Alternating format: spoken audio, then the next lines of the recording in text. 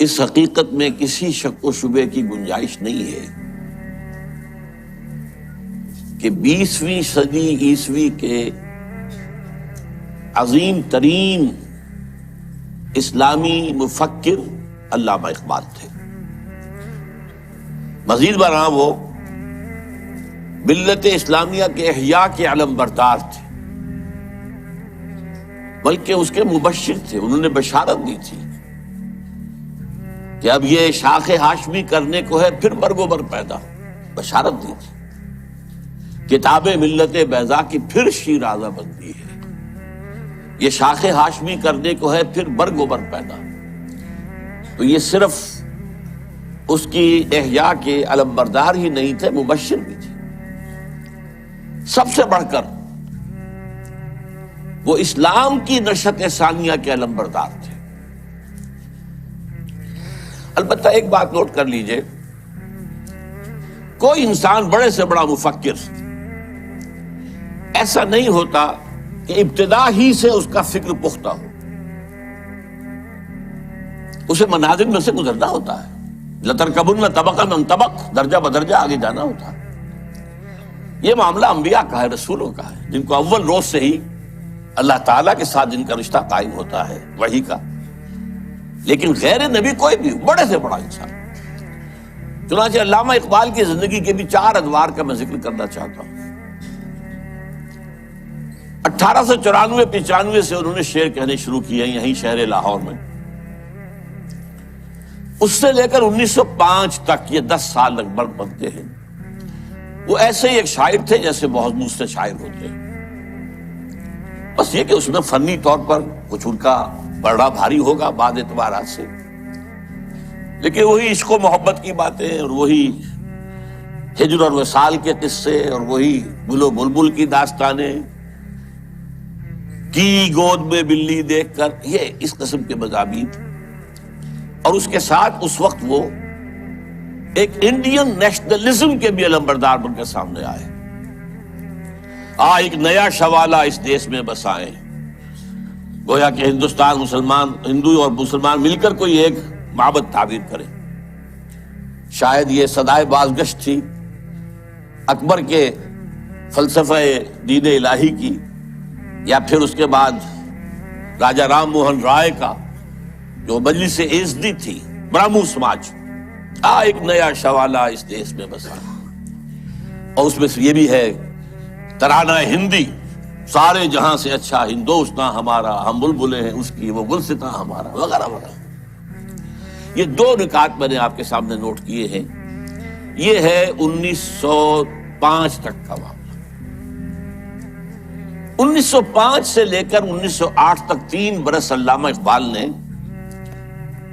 Europe میں گزارے ہیں، برطانیہ میں اور جرمنی میں۔ اس دور میں ان کے اندر ایک عظیم انقلاب برپا ہوا ہے۔ وہ انقلاب کیا تھا؟ ایک انہی کا مصرع جو ہے بورو کر رہا ہوں، مسلمان کو مسلمان کر دیا طوفان مغرب نے۔ اقبال جب یورپ گیا تھا اتنا مسلمان نہیں تھا جتنا کہ وہاں جا کر مسلمان ہوا۔ یہ ایک بڑا نیچرل ریئیکشن ہوتا ہے اگر کسی شخص کی ابتدائی اور بنیادی تربیت کے اندر دین کا عنصر موجود ہو، جیسا کہ علامہ اقبال کے ہاں تھا۔ ان کی والدہ ایک بہت نیک سیرت مسلمان خاتون، ان کے والد ایک صوفی منش بزرگ، پھر ان کے استاد علامہ میر حسن۔ یہ ان کی شخصیت کے جو ابتدائی جو کردار سازی کا دور ہوتا ہے، اس کے اندر اہم ترین جو ہے عوامل تھے۔ پھر جو کچھ ہوا، لاہور میں آئے، گورنمنٹ کالج میں رہے بھی، کیا یہاں پر رہے، وہ کچھ دور اور تھا۔ لیکن انگلستان جاتے تو معلوم ہوتا ہے کہ شعلہ بھڑک اٹھا، مسلمان کو مسلمان کر دیا طوفان مغرب نے۔ پھر وہاں کے فلسفے، فکر، نظریات، اس کا جو مطالعہ کیا تو اس میں خود اپنی کیفیت کو بیان کیا ہے کہ عذاب دانش حاضر سے باخبر ہوں میں، کہ میں اس آگ میں ڈالا گیا ہوں مثل خلیل علیہ السلام، کہ جیسے حضرت ابراہیم کو نمرود کی آگ میں ڈال دیا گیا تھا، مجھے بھی اس آگ میں جھونک دیا گیا۔ یہ تو آگ ہے، یہاں یہ تو عذاب کا ہے، عذاب ہے دانش افریقہ، لادینیت، الحاد، یہ ساری چیزیں جو ہے رگو پے میں سرایت کیے ہوئے یہاں پر۔ لہذا عذاب دانش حاضر سے باخبر ہوں میں کہ میں اس آگ میں ڈالا گیا ہوں مثل خلیل۔ اللہ نے حضرت ابراہیم کو بھی وہاں سے زندہ و سلامت نکال لیا تھا۔ علامہ اقبال بھی وہاں سے جب آئے ہیں تو ایک مومن کا ذہن اور فکر لے کر آئے ہیں، مومن کا دل لے کر آئے ہیں۔ اس وقت کی ان کی جو ایکویٹی آف ویژن تھی اس کا اندازہ کیجئے، 1905 سے 8 تک کے حالات، اور انہوں نے مشاہدہ کر لیا تھا کہ فرنگ کی رگے جہاں پنجے یہود میں ہے۔ تو ابھی بہت لوگ جاتے آتے تھے، انگلستان جاتے تھے، کسی نے دیکھا؟ یہ دیکھنے والوں ہی کو دکھائی دیتا ہے، صاحب بصیرت لوگوں ہی کو۔ تو علامہ اقبال بہت بڑے سیر تھے، دیکھنے والے تھے۔ ایک تو حال کا مشاہدہ گہرا اور ایک مستقبل کے بارے میں بھی، اور ان کی نگاہیں بہت تیز تھی۔ گاہ میری نگاہ تیز چیر گئی دل وجود۔ اس کے بعد سن 8 سے 1938 تک 30 برس، اب یہ ہے ان کا وہ دور جس میں اگرچہ انہوں نے شاعری کو جاری رکھا ہے، شاعری کی ہے، لیکن ساتھ ہی یہ بھی کہا ہے مرا یاراں غزل خانے شمردند، مجھے خامخواہ لوگوں نے شاعر سمجھ لیا ہے، غزل خاں سمجھ لیا ہے، اور شکوہ کیا ہے کہ ہر کسے از ظن خود شد یار من وز درون من نجست اسرار من۔ میرے بہت سے دوست بنے ہوئے ہیں، عقیدت مند ہیں، آتے ہیں، سب کچھ ہے، لیکن کوئی میرے اندر جھانک کر نہیں دیکھتا کہ اس کے اندر ہے کیا، وہ کیا چیز ہے جو مجھے بے چین کیے ہوئے، اس سے کسی کو دلچسپی ہی نہیں ہے۔ یہ جو دور ہے 30 برس کا، میرے نزدیک اس میں اقبال کی سب سے بڑی حیثیت یہ ہے کہ وہ قرآن مجید کا اس دور کا سب سے بڑا شارح ہے۔ میں لفظ تفسیر استعمال نہیں کر رہا، وہ ایک ٹیکنیکل ٹرم ہو جائے گی۔ شارح اقبال قرآن، اور ساتھ ہی سب سے بڑا داعی ہے۔ میرے علم میں نہیں ہے کہ کسی اور شخص نے اس شد و مت کے ساتھ مسلمانوں کو قرآن کی طرف دعوت دی ہو کہ لوٹو قرآن کی طرف۔ سادہ ترین الفاظ میں وہ زمانے میں معزز تھے مسلمان ہو کر، اور تم خار ہوئے تاریک قرآن ہو کر۔ اے جو شبنم بر زمیں افتندئی در بغل داری کتاب زندگی، اے وہ قوم جو شبنم کی طرح زمین پر پڑی ہوئی ہے اور لوگ اسے اپنے قدموں سے توڑ رہے ہیں، پامال کر رہے ہیں، ہوش میں آ، تیرے پاس وہ کتاب زندہ موجود ہے۔ جیسے حضرت موسیٰ علیہ السلام کے پاس بھی عصا تو تھا، لیکن جب دربار میں جب وہ مقابلہ ہو رہا تھا اور جادوگروں نے اپنی رسیاں پھینکی، وہ بھی سانپ بن گئے، تو حضرت موسیٰ کے دل میں بھی خوف آ گیا۔ فَأَوْجَسَ فِي نَفْسِهِ خِیفَةً موسیٰ، یہ بربنائے طبع بشری ہے۔ اس طرح کی چیز کا معاملہ انبیاء کی عصمت کے منافی نہیں ہے، بربنائے طبع بشری ہے۔ کہ میرا معجزہ بھی تو یہی تھا نا جو اللہ نے دیا تھا، کہ میرا عصا جو ہے وہ اژدہا بن گیا، یہ تو انہوں نے سانپ بنا دیے، اب کیا ہوگا؟ تالی پٹ جائے گی۔ اب تو مجمع خود کہا تھا کہ جمع کرو لوگوں کو۔ اس وقت اللہ نے فرمایا جو تیرے ہاتھ میں اسے پھینکو، ذرا ڈالو تو صحیح، دیکھو تو صحیح، ڈرو نہیں۔ وہ جب ڈالا ہے اور اس نے وہ سارے ہڑپ کر لیے، اس جو بنا وہ اژدہا، وہ جو جتنی بھی بنی تھی وہ بظاہری وہ سانپ، وہ سب کے سب ہڑپ کے اب سجدے میں گر پڑے ساجدوں کر، القی السحرۃ ساجدین۔ اسی طرح یہ امت آج اگرچہ موجود ہے، عصائے موسوی بغل میں ہے، سانپوں سے ڈر رہے ہیں۔ در بغل داری کتاب زندگی، اے جو شبنم بر زمیں افتندئی۔ میں تفصیل میں نہیں جا سکتا، میری ایک کتاب ہے علامہ اقبال، اور اس میں میں نے تفصیل سے علامہ اقبال کے شارح قرآن ہونے کے اعتبار سے میں نے انہیں رومی ثانی قرار دیا۔ رومی کے بارے میں حضرت جامی رحمہ اللہ نے جو اشعار کہے تھے، مثنوی مولوی معنوی ہست قرآن در زبان پہلوی۔ یہ جو مولوی معنی، مولوی روم، ان کی جو مثنوی ہے، یہ فارسی زبان میں، پہلوی زبان میں قرآن ہی ہے، قرآن ہی کے مفاہیم ہیں، قرآن ہی کے مقاصد ہیں، قرآن ہی کا فکر ہے، قرآن ہی کا فلسفہ ہے جو بیان کیا گیا۔ منچ گویم وصف عالی جناب، نیست پیغمبر و لیکن دارت کتاب۔ میں کیا کچھ وصف بیان کروں مولانا روم کا، وہ پیغمبر تو نہیں تھے لیکن کتاب ان کے پاس تھی، کتاب جو ہے مثنوی مولوی امام۔ بالکل یہی بات جامی ہی کے طرح کے بہت بڑے شاعر تھے، جالندھر کے گرامی، اور انہوں نے یہ بات کہی تھی، در دیدہ مانی نگراں حضرت اقبال، پیغمبر یہ کر دو پیغمبر نہ تو آشد۔ جو لوگ معنی پر نگاہ رکھتے ہیں، جو لوگ صرف الفاظ کو نہیں دیکھتے، گہرائی میں جاتے ہیں، ان کے نزدیک تو حضرت اقبال کا معاملہ یہ ہے کہ انہیں پیغمبری کی ہے، اگرچہ انہیں پیغمبر نہیں کہہ سکتے، معاذ اللہ ثم معاذ اللہ ثم معاذ اللہ۔ بہرحال یہ میرے نزدیک 1908 کے بعد سے لے کر ملت کے احیاء کا نعرہ، ملت کے احیاء کی نوید جاں فضا، اسلام کی نشأت ثانیہ کے دور کے آغاز کی بشارتیں بھی سنائی، اور اس کے لیے ایک فکری مواد پیدا کیا، مغربی فکر پر تنقید کی، زوردار تنقید کی، ان کی سیاست پر تنقید کی۔ انسانی حاکمیت کہاں سے لے آئے ہو؟ سروری زیبا فقط اس ذات بے ہمتا کو ہے، حکمراں ہے ایک وہی باقی بتانے آزری۔ حاکمیت تو صرف اللہ کو ہے، کسی کو یہ حق حاصل نہیں۔ اللہ کی حاکمیت، انسانی حاکمیت چاہے فرد واحد کی ہو، فرعون ہو، نمرود ہو، تو جتنی بڑی نجاست کا ایک بہت بڑا، یوں سمجھئے کہ بہت بڑی گانٹھ جو ہے کسی کے سر پر رکھ دی گئی ہے، ٹنوں، وہ اگر ایک ایک ماشا کر کے سب میں بانٹ دی جائے گی تب بھی تو نجاست ہی رہے گی۔ انسانی حاکمیت کا تصور جو ہے وہ نجاست ہے، وہ کفر ہے، وہ شرک ہے۔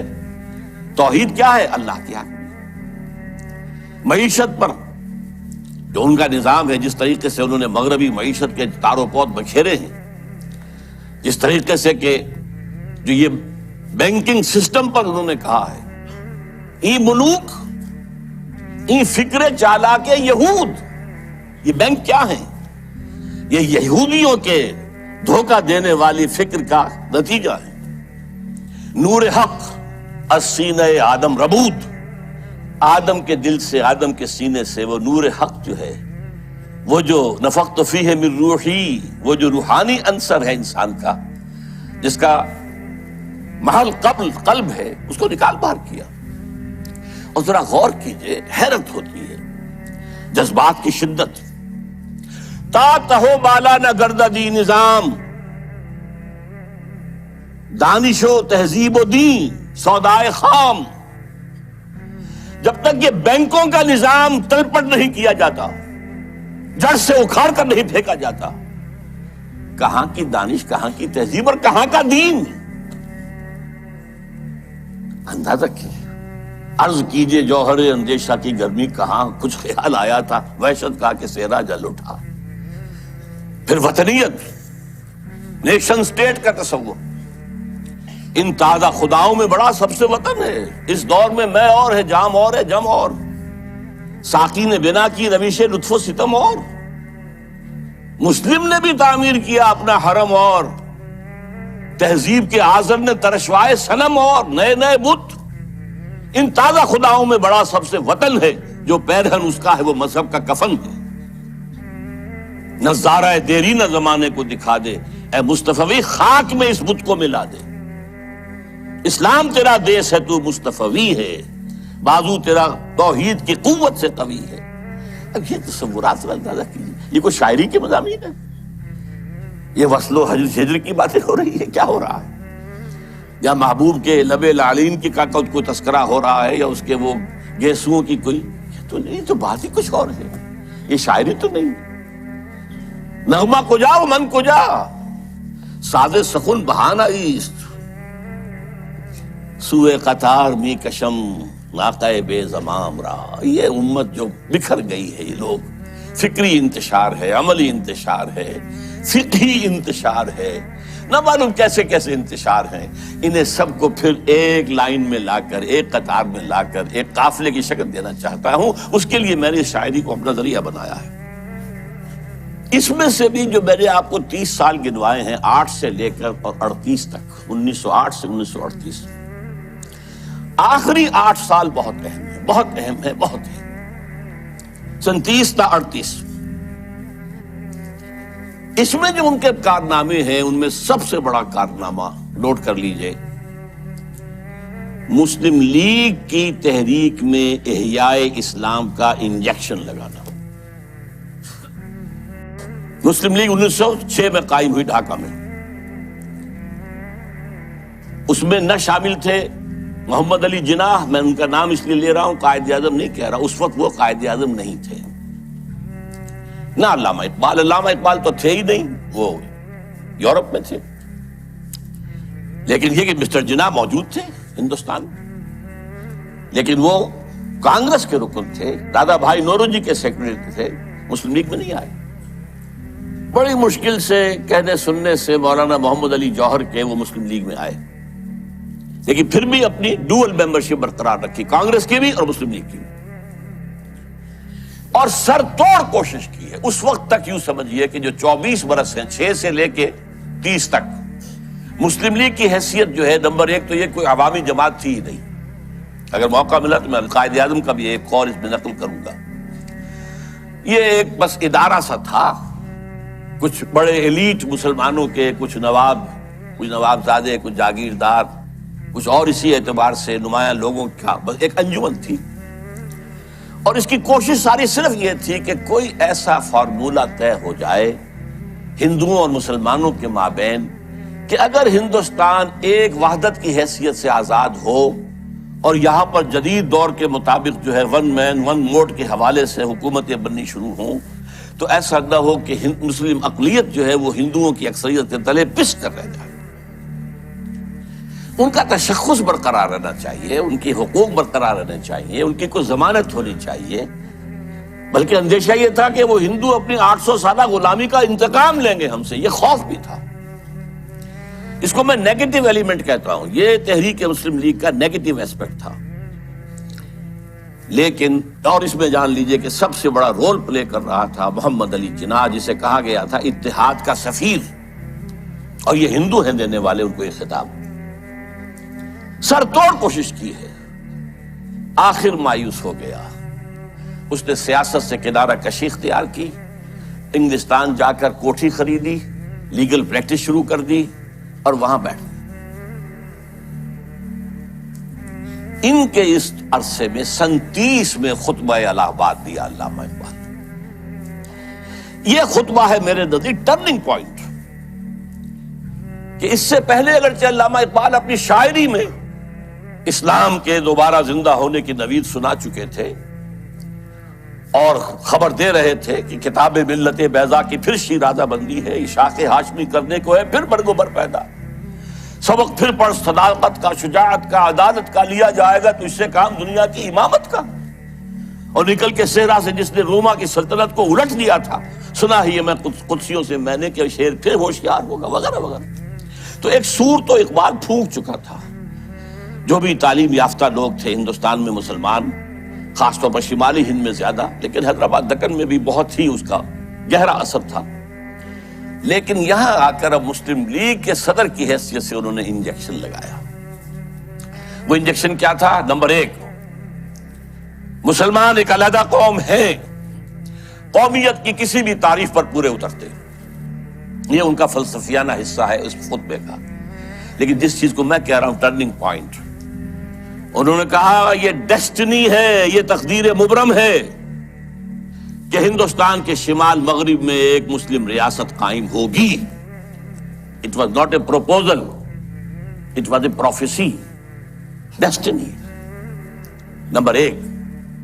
نمبر 2، اور اگر ایسا ہو گیا تو ہمیں موقع مل جائے گا کہ اسلام کے تابناک چہرے پر جو بدنما داغ اور دھبے آ گئے تھے عرب ملوکیت کے دور میں، لفظ کیا ہے؟ عرب امپیریلزم. یہ بنو امیہ کا دور، یہ بنو عباس کا دور، پھر ترکان عثمانی کے دور، یہ بادشاہتیں تھیں. اس میں خلافت کا تو سوال نہیں، نام خلافت کا رہا، خلفائے بنو امیہ اور خلفائے بنی عباس اور خلفائے بنو عثمان وغیرہ، آل عثمان۔ اب اس دور میں جو نقشہ اسلام کا آیا ہے دنیا کے سامنے، وہ ظاہر رہا بہت بدنما ہے، بہت داغدار ہے۔ اگر ہمیں آزاد ایک مسلمان ریاست مل جاتی ہے، ہمیں موقع مل جائے گا کہ ان بدنما داغوں اور دھبوں کو ہٹا کر دھو کر صحیح اسلام کا ایک نقشہ پوری دنیا کے سامنے پیش کریں۔ یہ ہے پازیٹیو انجیکشن۔ یہاں سے مسلم لیگ کا دور ثانی شروع ہوتا۔ اب وہ صرف منفی نہیں تھا، اب وہ تحفظات ہی کی بات نہیں تھی، اب یہ کہ اس میں ایک مثبت، ایک مقصد، نصب العین، ایک اعلیٰ ہدف، ایک اونچا آدرش قائم ہو گیا۔ اس زمانے میں اسم اکرام صاحب جو ہیں، جن کی مشہور کتابیں ہیں روض کوثر، موج کوثر، آب کوثر، بہت ہی بڑے پڑھے لکھے آدمی تھے۔ اس زمانے میں آکسفورڈ میں پڑھتے تھے۔ قائد اعظم سے ملاقات کے لیے گئے اور کہا آپ کیوں چھوڑ کر آ گئے ہندوستان کو؟ ہندوستان کے مسلمانوں کو آپ کی قیادت کی ضرورت ہے۔ میں حیران ہو گیا ان کے دو جملے پڑھ کر، ہندوز آر انکوریجیبل، ہندو ناقابل اصلاح ہے۔ میں نے سر توڑ کوشش کر کے دیکھ لی، وہ کوئی عقل کی بات سننے کو تیار نہیں۔ Hindus are incorrigible. اور مسلمانوں کا حال یہ ہے کہ ان کا بڑے سے بڑا لیڈر جو بات مجھ سے صبح کہتا ہے، شام کو جا کر وہ اپنی سطح کے مطابق یا ڈپٹی کمشنر سے یا گورنر سے کہہ دیتا ہے۔ تو ایسی قوم کی رہنمائی میں کیسے کروں؟ لیکن پھر یہ اقبال ہے جو میدان میں آیا ہے۔ 1932 کی گول میز کانفرنس میں شرکت کے لیے علامہ اقبال لندن گئے۔ محمد علی جناح اس میں شریک نہیں تھے کیونکہ وہ تو سیاست چھوڑ چکے تھے۔ اس موقع پر محمد علی جناح سے ملاقاتیں کی ہیں علامہ اقبال نے، اور یہی مثبت انجیکشن ان کو لگایا۔ تو وہی انجیکشن جو ہے اقبال نے مسلم لیگ میں بحیثیت مسلم لیگ 1930 میں لگایا، اور محمد علی جناح کے جسم میں 1932 میں لگایا، اور اس نے جناح کی قلب ماہیت کر دی، جناح کو بدل کر دیا۔ اور میں اسے کہا کرتا ہوں کہ جیسے مولانا روم کہتے ہیں، مولوی ہرگز نہ شد مولائے روم، تا غلام شمس تبریز نہ شد۔ شمس تبریز کی ملاقات سے پہلے میں مولوی تھا، مولوی۔ مجھے جو مولائے روم بننے کی سعادت حاصل ہو گئی ہے، یہ تو شمس تبریز کی صحبت۔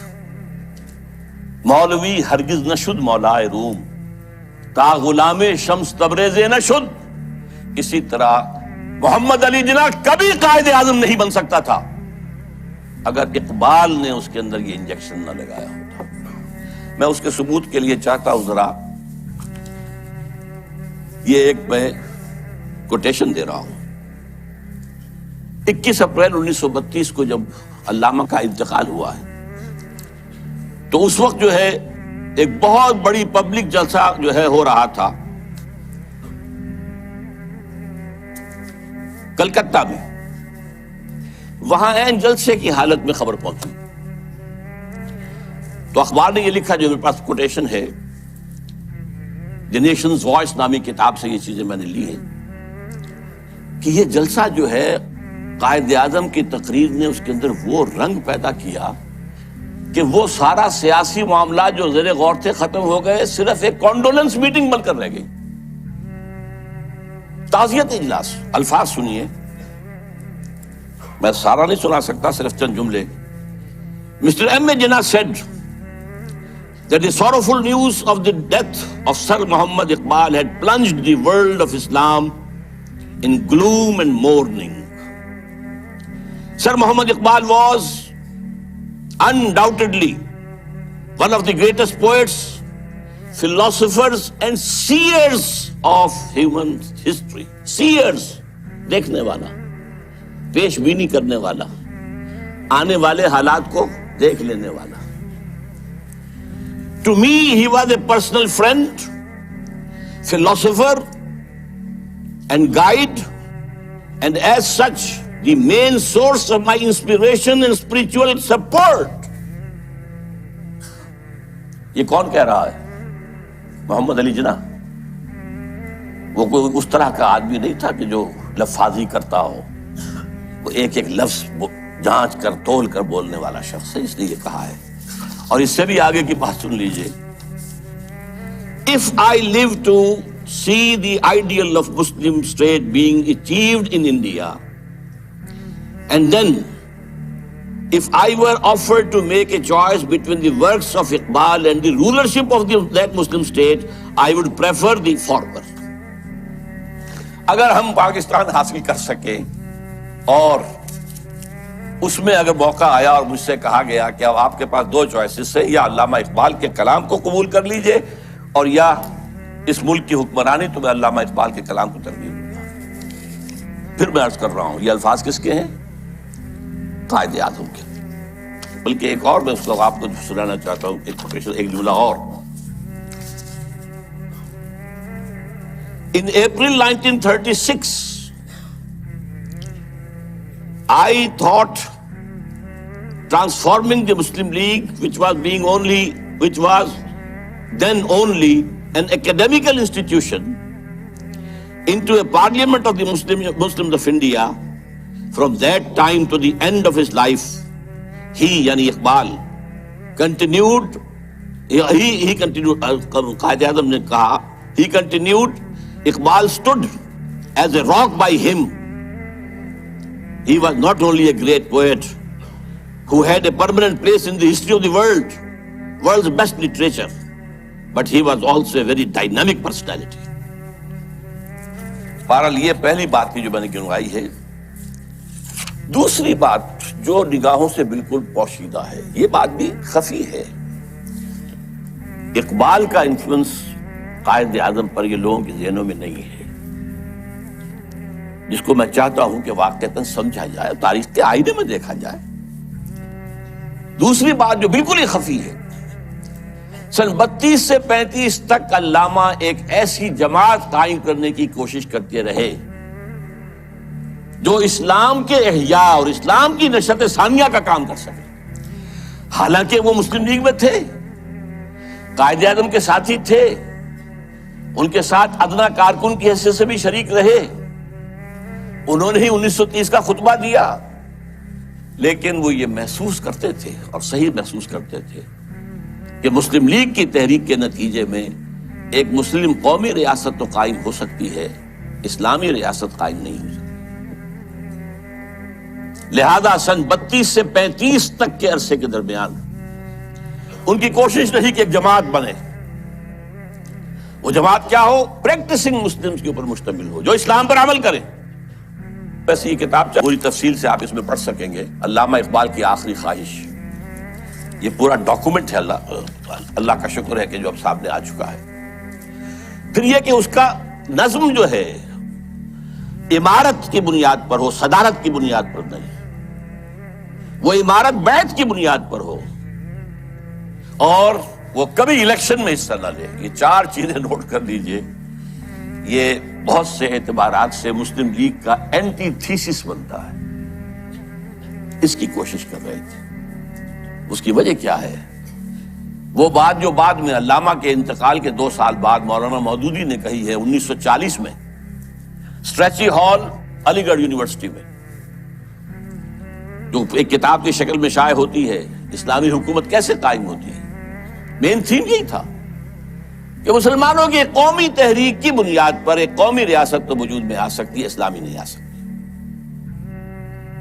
اس میں ہر طرح کا آدمی آ سکتا ہے، ہر کردار کا آدمی آ سکتا ہے، ہر شخص آ سکتا ہے. نمازی ہے یا نہیں ہے، روزہ رکھتا ہے یا نہیں رکھتا ہے، شاعر اسلام سے تعلق ہے یا نہیں ہے، قادیانی ہے یا کوئی اور ہے، کچھ ہو، کوئی بھی ہو، نام مسلمان کا ہونا چاہیے.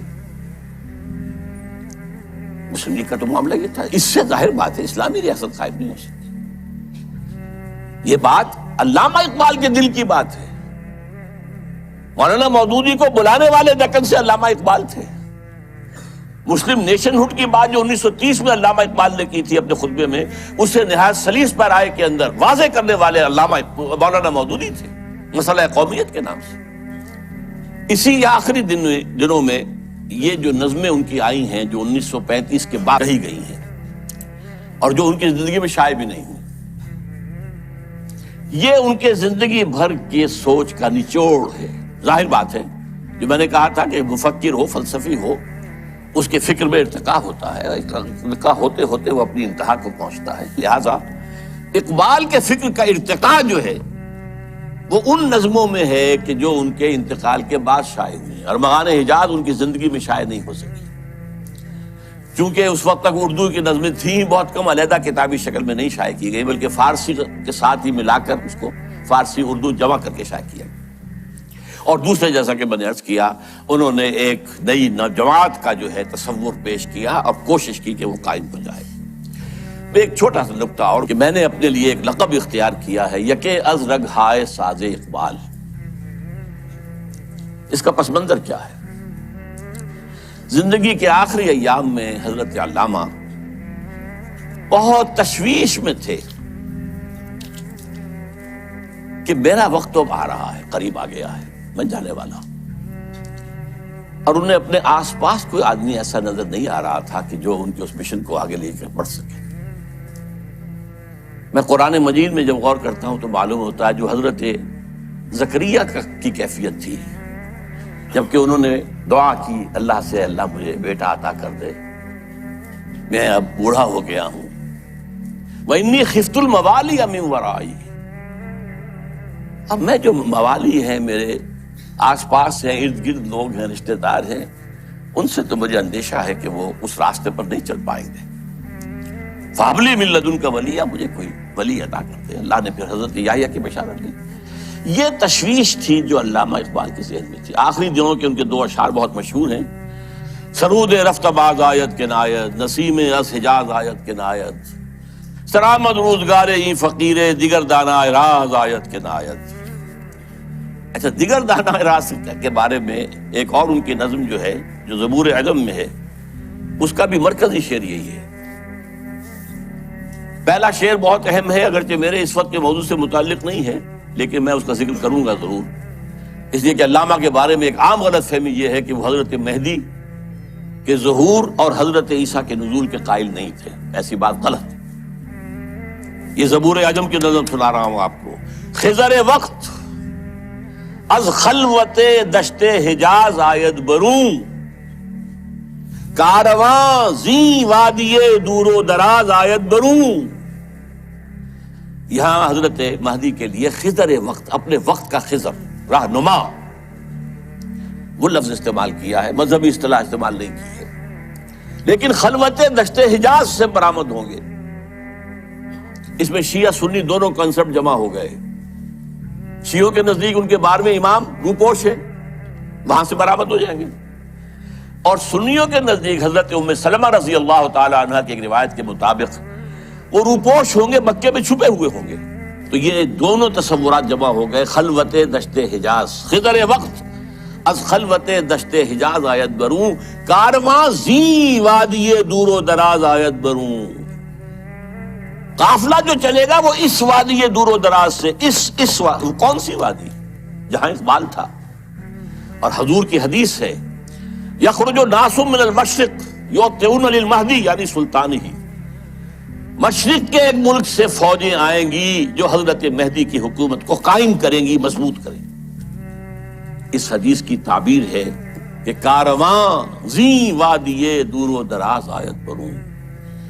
اب اس میں ایک درمیانی شعر بھی ہے، عمر حاضر کعبہ و بتخالہ می نالد حیات، تاز بزم عشق یک دانائے راز آیت بروں۔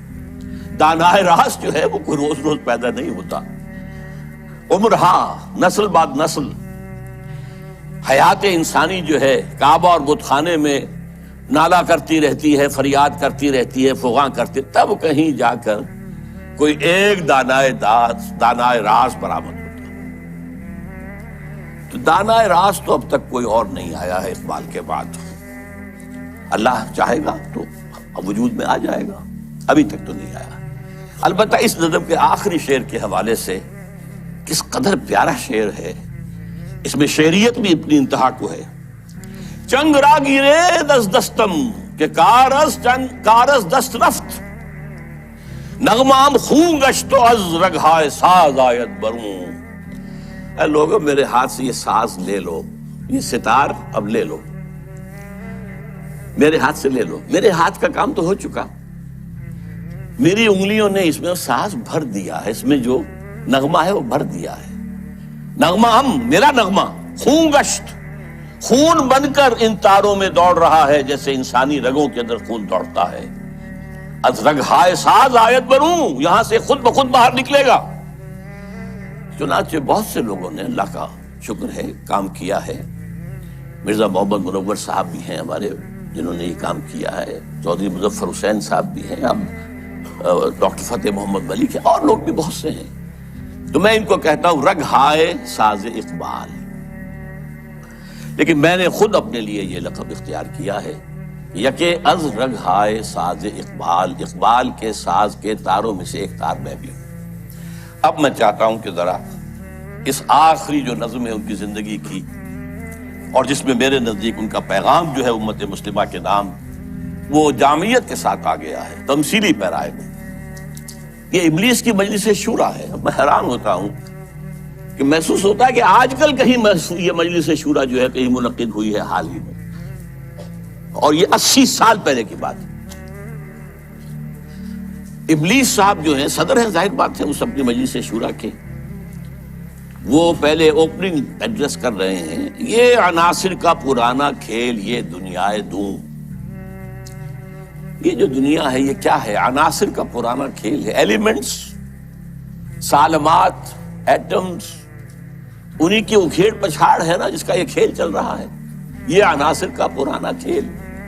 یہ دنیا دوں کہتے ہیں پست کو، بہت گھٹیا، یہ گھٹیا دنیا جو ہے، یہ دنیا زمین۔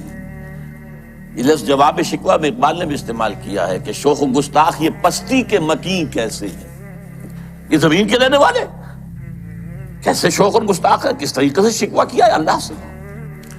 تو اسی طرح وہ ابلیس کہتا ہے یہ عناصر کا پرانا کھیل یہ دنیا دوں۔ یہ عناصر کا پرانا کھیل، یہ میٹریلزم کے جتنے بھی شعبے ہیں، جتنی بھی شاخیں ہیں، جتنے بھی گریڈز ہیں، اور ہندوستان میں چار واک ہے، جین مت ہے، بدھ مت ہے، اور سانکھ درشن، یہ سب اسی کے ہیں۔ یہ خالص میٹیریل کھیل ہے دنیا کا، اس سے آگے انہیں کچھ اور نظر نہیں آتا۔ دنیا کی حقیقت خالص مادہ ہے، مادے ہی کی بنیاد پر یہ دنیا ہے۔ ساکنان عرش اعظم کی تمناؤں کا خون، ساکنان عرش اعظم ملائکہ مقربین، ان کی تمناؤں کا خون ہو گیا۔ کیسے؟ جب اللہ نے کہا تھا وَإِذْ قَالَ رَبُّكَ لِلْمَلَائِكَةِ إِنِّي جَاعِلٌ فِي الْأَرْضِ خَلِيفَةً، تو فرشتوں نے ذرا استفہام کیا تھا نا، قَالُوا وَتَجْعَلُ فِيهَا مَن يُفْسِدُ فِيهَا وَيَسْفِكُ الدِّمَاءَ وَنَحْنُ نُسَبِّحُ بِحَمْدِكَ وَنُقَدِّسُ لَكَ، ہم تسبیح و تقدیس کے اندر لگے ہوئے ہیں، ہم خادمان، ہم حاضر ہیں، ہم سب کام کر رہے ہیں۔ ابلیس اس کو انٹرپریٹ کر رہا ہے کہ اصل میں وہ خود خواہش مند تھے خلافت کے، تو ان کی تمنا کا خون ہو گیا جبکہ آدم کو خلافت دے دی گئی۔ یہ عناصر کا پرانا کھیل یہ دنیا دوں، ساکنان عرش اعظم کی تمناؤں کا خون، اس کی بربادی پہ آج آمادہ ہے وہ کارساز جس نے اس کا نام رکھا تھا جہان کاف و نون۔ یہ اللہ کے امر کن سے کائنات وجود میں آئی تھی نا۔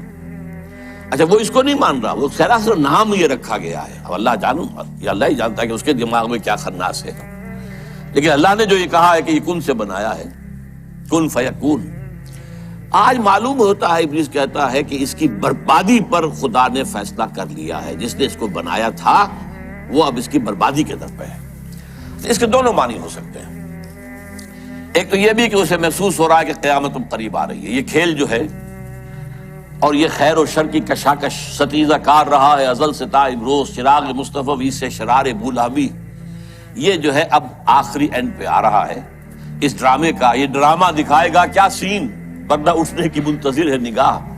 تو جیسے کہ یہ بات کہی گئی ہے کہ یہ ڈرامہ جو ہے اب ختم ہونے کو، اقبال نے بھی اس کو کہا ہے، دنیا کو ہے پھر مار کے روح و بدن پیش، تہذیب نے پھر اپنے درندوں کو ابھارا، اللہ کو پامر دیے مومن پہ بھروسہ، ابلیس کو یورپ کی مشینوں کا سہارا۔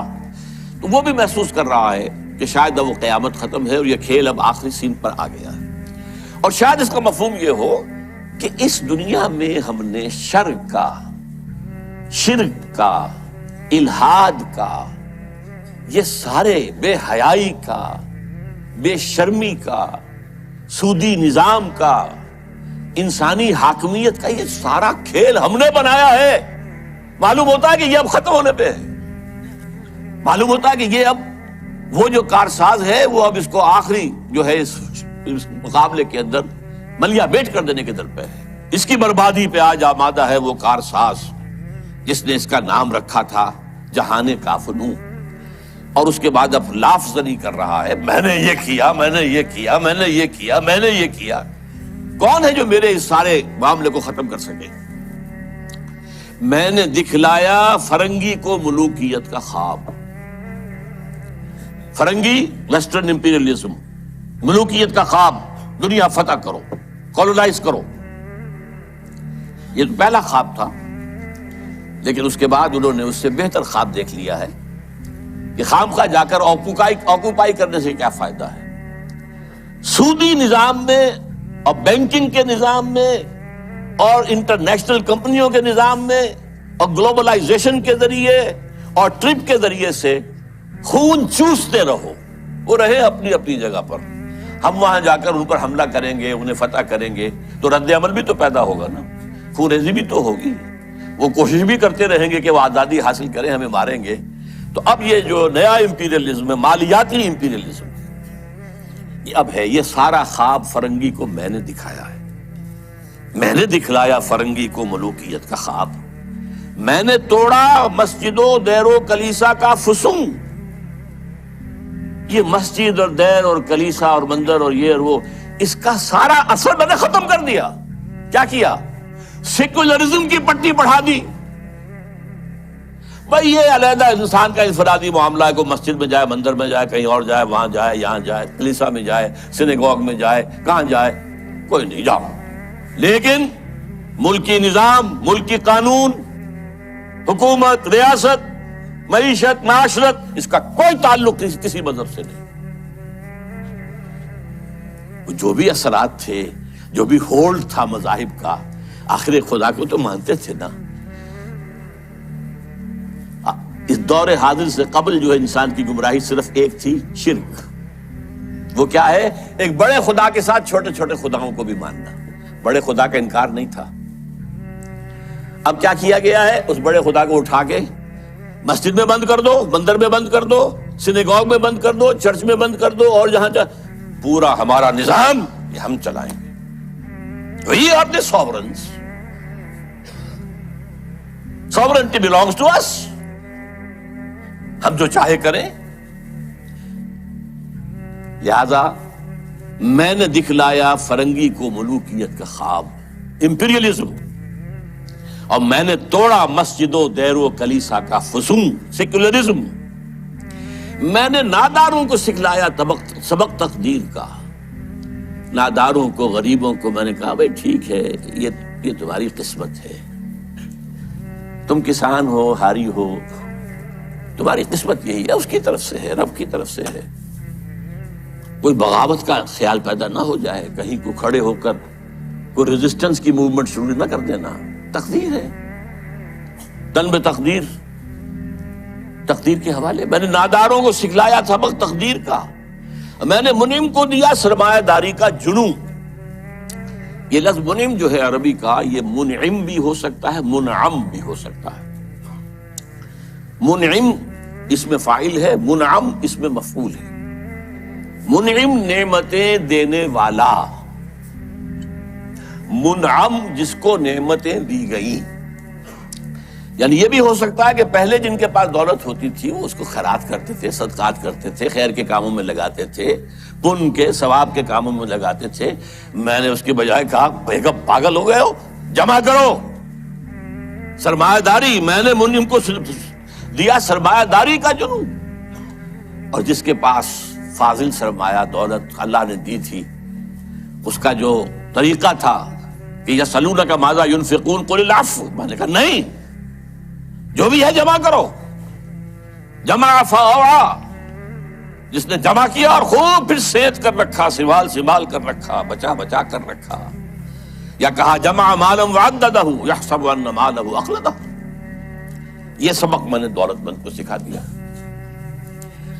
تو میں نے ناداروں کو سکھلایا سبق تقدیر کا، میں نے منعم کو دیا سرمایہ داری کا جنون. کون کر سکتا ہے اس کی آتش سوزاں کو سرد، جس کے ہنگاموں میں ہو ابلیس کا سودے دروں.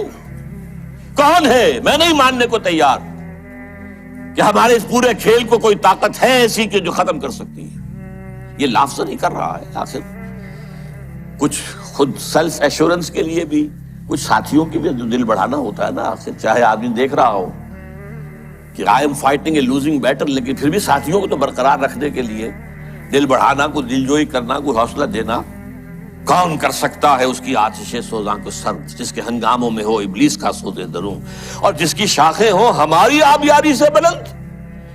کون کر سکتا ہے اس نخل کہن کو سرنگوں. بس یہ خطاب تو ختم ہو گیا. تو سوال یہ سمجھ میں نہیں آیا کہ آپ نے یہ مجلس شورا بلائی کائے کے لیے؟ تو اب پہلا مشیر جو ہے وہ گویا ہوتا ہے. اس میں کیا شک ہے کہ محکم ہے یہ ابلیسی نظام. آپ نے جو فرمایا سچ کہا. یہ ابلیسی نظام، یہ سیاسی نظام، یہ liberal democracy human sovereignty basis پر، اور یہ جوئے اور سود پر مبنی سارا ظالمانہ استحصالی نظام معاشی، اور یہ بے حیائی کہ انسان حیوان بن گیا ہے. اقبال نے اپنی وہ جو ذرا غزلیں ان کی باغ درا کے آخر میں ہیں، کچھ استہزائیہ انداز میں بھی ہیں. یہ کوئی دن کی بات ہے مرد ہوش مند، غیرت نہ تجھ میں ہوگی نہ زن اوٹ چاہے گی. وہ اوٹ بھی نہیں رہے گی. معاملہ اس درجے جو ہے فحاشی کی انتہا کو پہنچ جائے گا. پہنچا ہوا ہے. آپ کو معلوم ہے جو کچھ یورپ میں ہوتا ہے، ریلوے اسٹیشن کے پلیٹ فارم کے اوپر کھڑے ہوئے جو کچھ کر رہے ہوتے ہیں، وہ سب کے سامنے موجود. اس میں کیا شک ہے کہ محکم ہے یہ ابلیسی نظام. پختہ تر اس سے ہوئے خوئے غلامی میں عوام. یہ بہت اہم ہے. عوام کے اندر ایک پیسیمسٹک ایک انداز پیدا ہو چکا ہے. وہ ایکٹیوسٹ نہیں ہے. اب وہ کام کرنے کو تیار نہیں ہے. خوئے غلامی میں پختہ ہو گئے، دبے رہنے کے لیے تیار ہیں، ایکسپلائٹ کیے جانے کے لیے تیار ہیں. پختہ تر اس سے ہوئے خوئے غلامی میں عوام ہے ازل سے ان غریبوں کے مقدر میں سجود. ان کی فطرت کا تقاضا ہے نماز بے قیام. نماز بے قیام کسے کہتے ہیں؟ وہ نماز جس میں قیام نہ ہو. نماز میں قیام ہے، پھر رکوع ہے، پھر سجود ہے، پھر سجود ہے، پھر کھڑے ہونا ہے. لیکن ان لوگوں کی نماز اب وہ ہے جس میں قیام ہے ہی نہیں. رکوع ہی رکوع ہے یا سجود ہی سجود ہے. ہر جگہ جو ہے ماتھا ٹیکے ہوئے بیٹھے ہوئے ہیں، اور ہر جگہ پر جو ہے اس پورے سارے نظام کو، ظالمانہ نظام کو قبول کیے ہوئے ہیں. کچھ تن بتقدیر ہیں، کچھ کہتے ہیں مجبور ہیں، کیا کریں. کچھ حال مست ہیں، کچھ مال مست ہیں. لیکن یہ کہ کوئی بھی اس کے عام مقابلے میں آنے کو تیار نہیں ہے. آرزو اول تو پیدا ہو نہیں سکتی کہیں، ہو کہیں پیدا تو مر جاتی ہے یا رہتی ہے خام. آرزو، امنگ، کوئی اعلیٰ اونچا خیال، کوئی اونچا اعلیٰ نصب العین، کوئی اونچا آدرش، کچھ نہیں. یہ ہے ہی نہیں. حیوان کی سطح پر آرزو اول تو پیدا ہو نہیں سکتی کہیں، ہو کہیں پیدا تو مر جاتی ہے یا رہتی ہے خام. اگر ہو بھی جائے تو مر جاتی ہے فوراً. یعنی یوں سمجھیے کہ اول تو زمین بنجر ہے، یہاں سے کسی چیز کی رویدگی کا امکان ہی نہیں. اگر کوئی چیز اگ بھی آئے تو اس فضا کے اندر آکسیجن ہی نہیں ہے، پروان کیسے چڑھے گی؟ ہوا اسے آکسیجن دینے کو تیار ہی نہیں، لہذا وہ مر جاتی ہے. ہو کہیں پیدا تو مر جاتی ہے یا رہتی ہے خام. یہ ہماری سعی پہم کی کرامت ہے کہ آج صوفی و ملا ملوکیت کے بندے ہیں تمام. یہ بڑی تلخ بات ہے جو اقبال نے کہی ہے، لیکن بہت بڑی تلخ لیکن حقیقت پر مبنی بات ہے. صوفی و ملا ملوکیت کے بندے ہیں تمام. خلافت راشدہ کے بعد جو نظام ہمارا چلا ہے، اس میں صوفی و ملا، علماء اور صوفیاء، ان کا نظام کیا تھا؟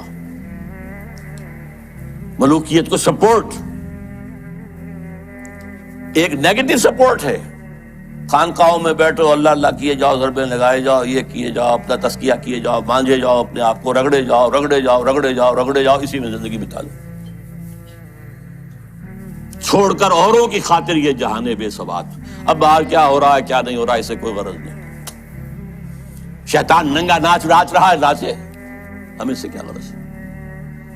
ہمارے پاس تو آئے ہیں اتنے طالب ہیں، اتنے وہ سالک ہیں، وہ فلاں سالک آج اس مقام پر پہنچ گیا ہے، آج یہ مقامات، یہ سالک مقامات میں کھو گیا اور یہ امت خرافات میں کھو گئی، یہ سارا معاملہ جو ہے۔ اور ملا کا معاملہ کیا ہے؟ دو طرف سے۔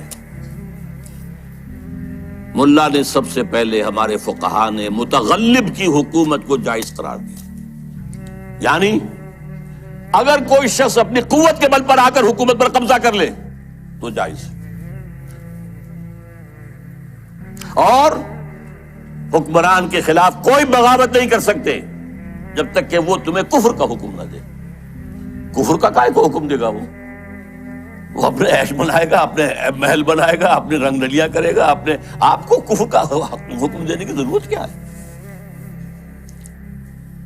یہ تصور ہے جو سنی اسلام کے اندر اس کی رگوں میں چلا گیا اور اس نے سن کر دیا اسلام۔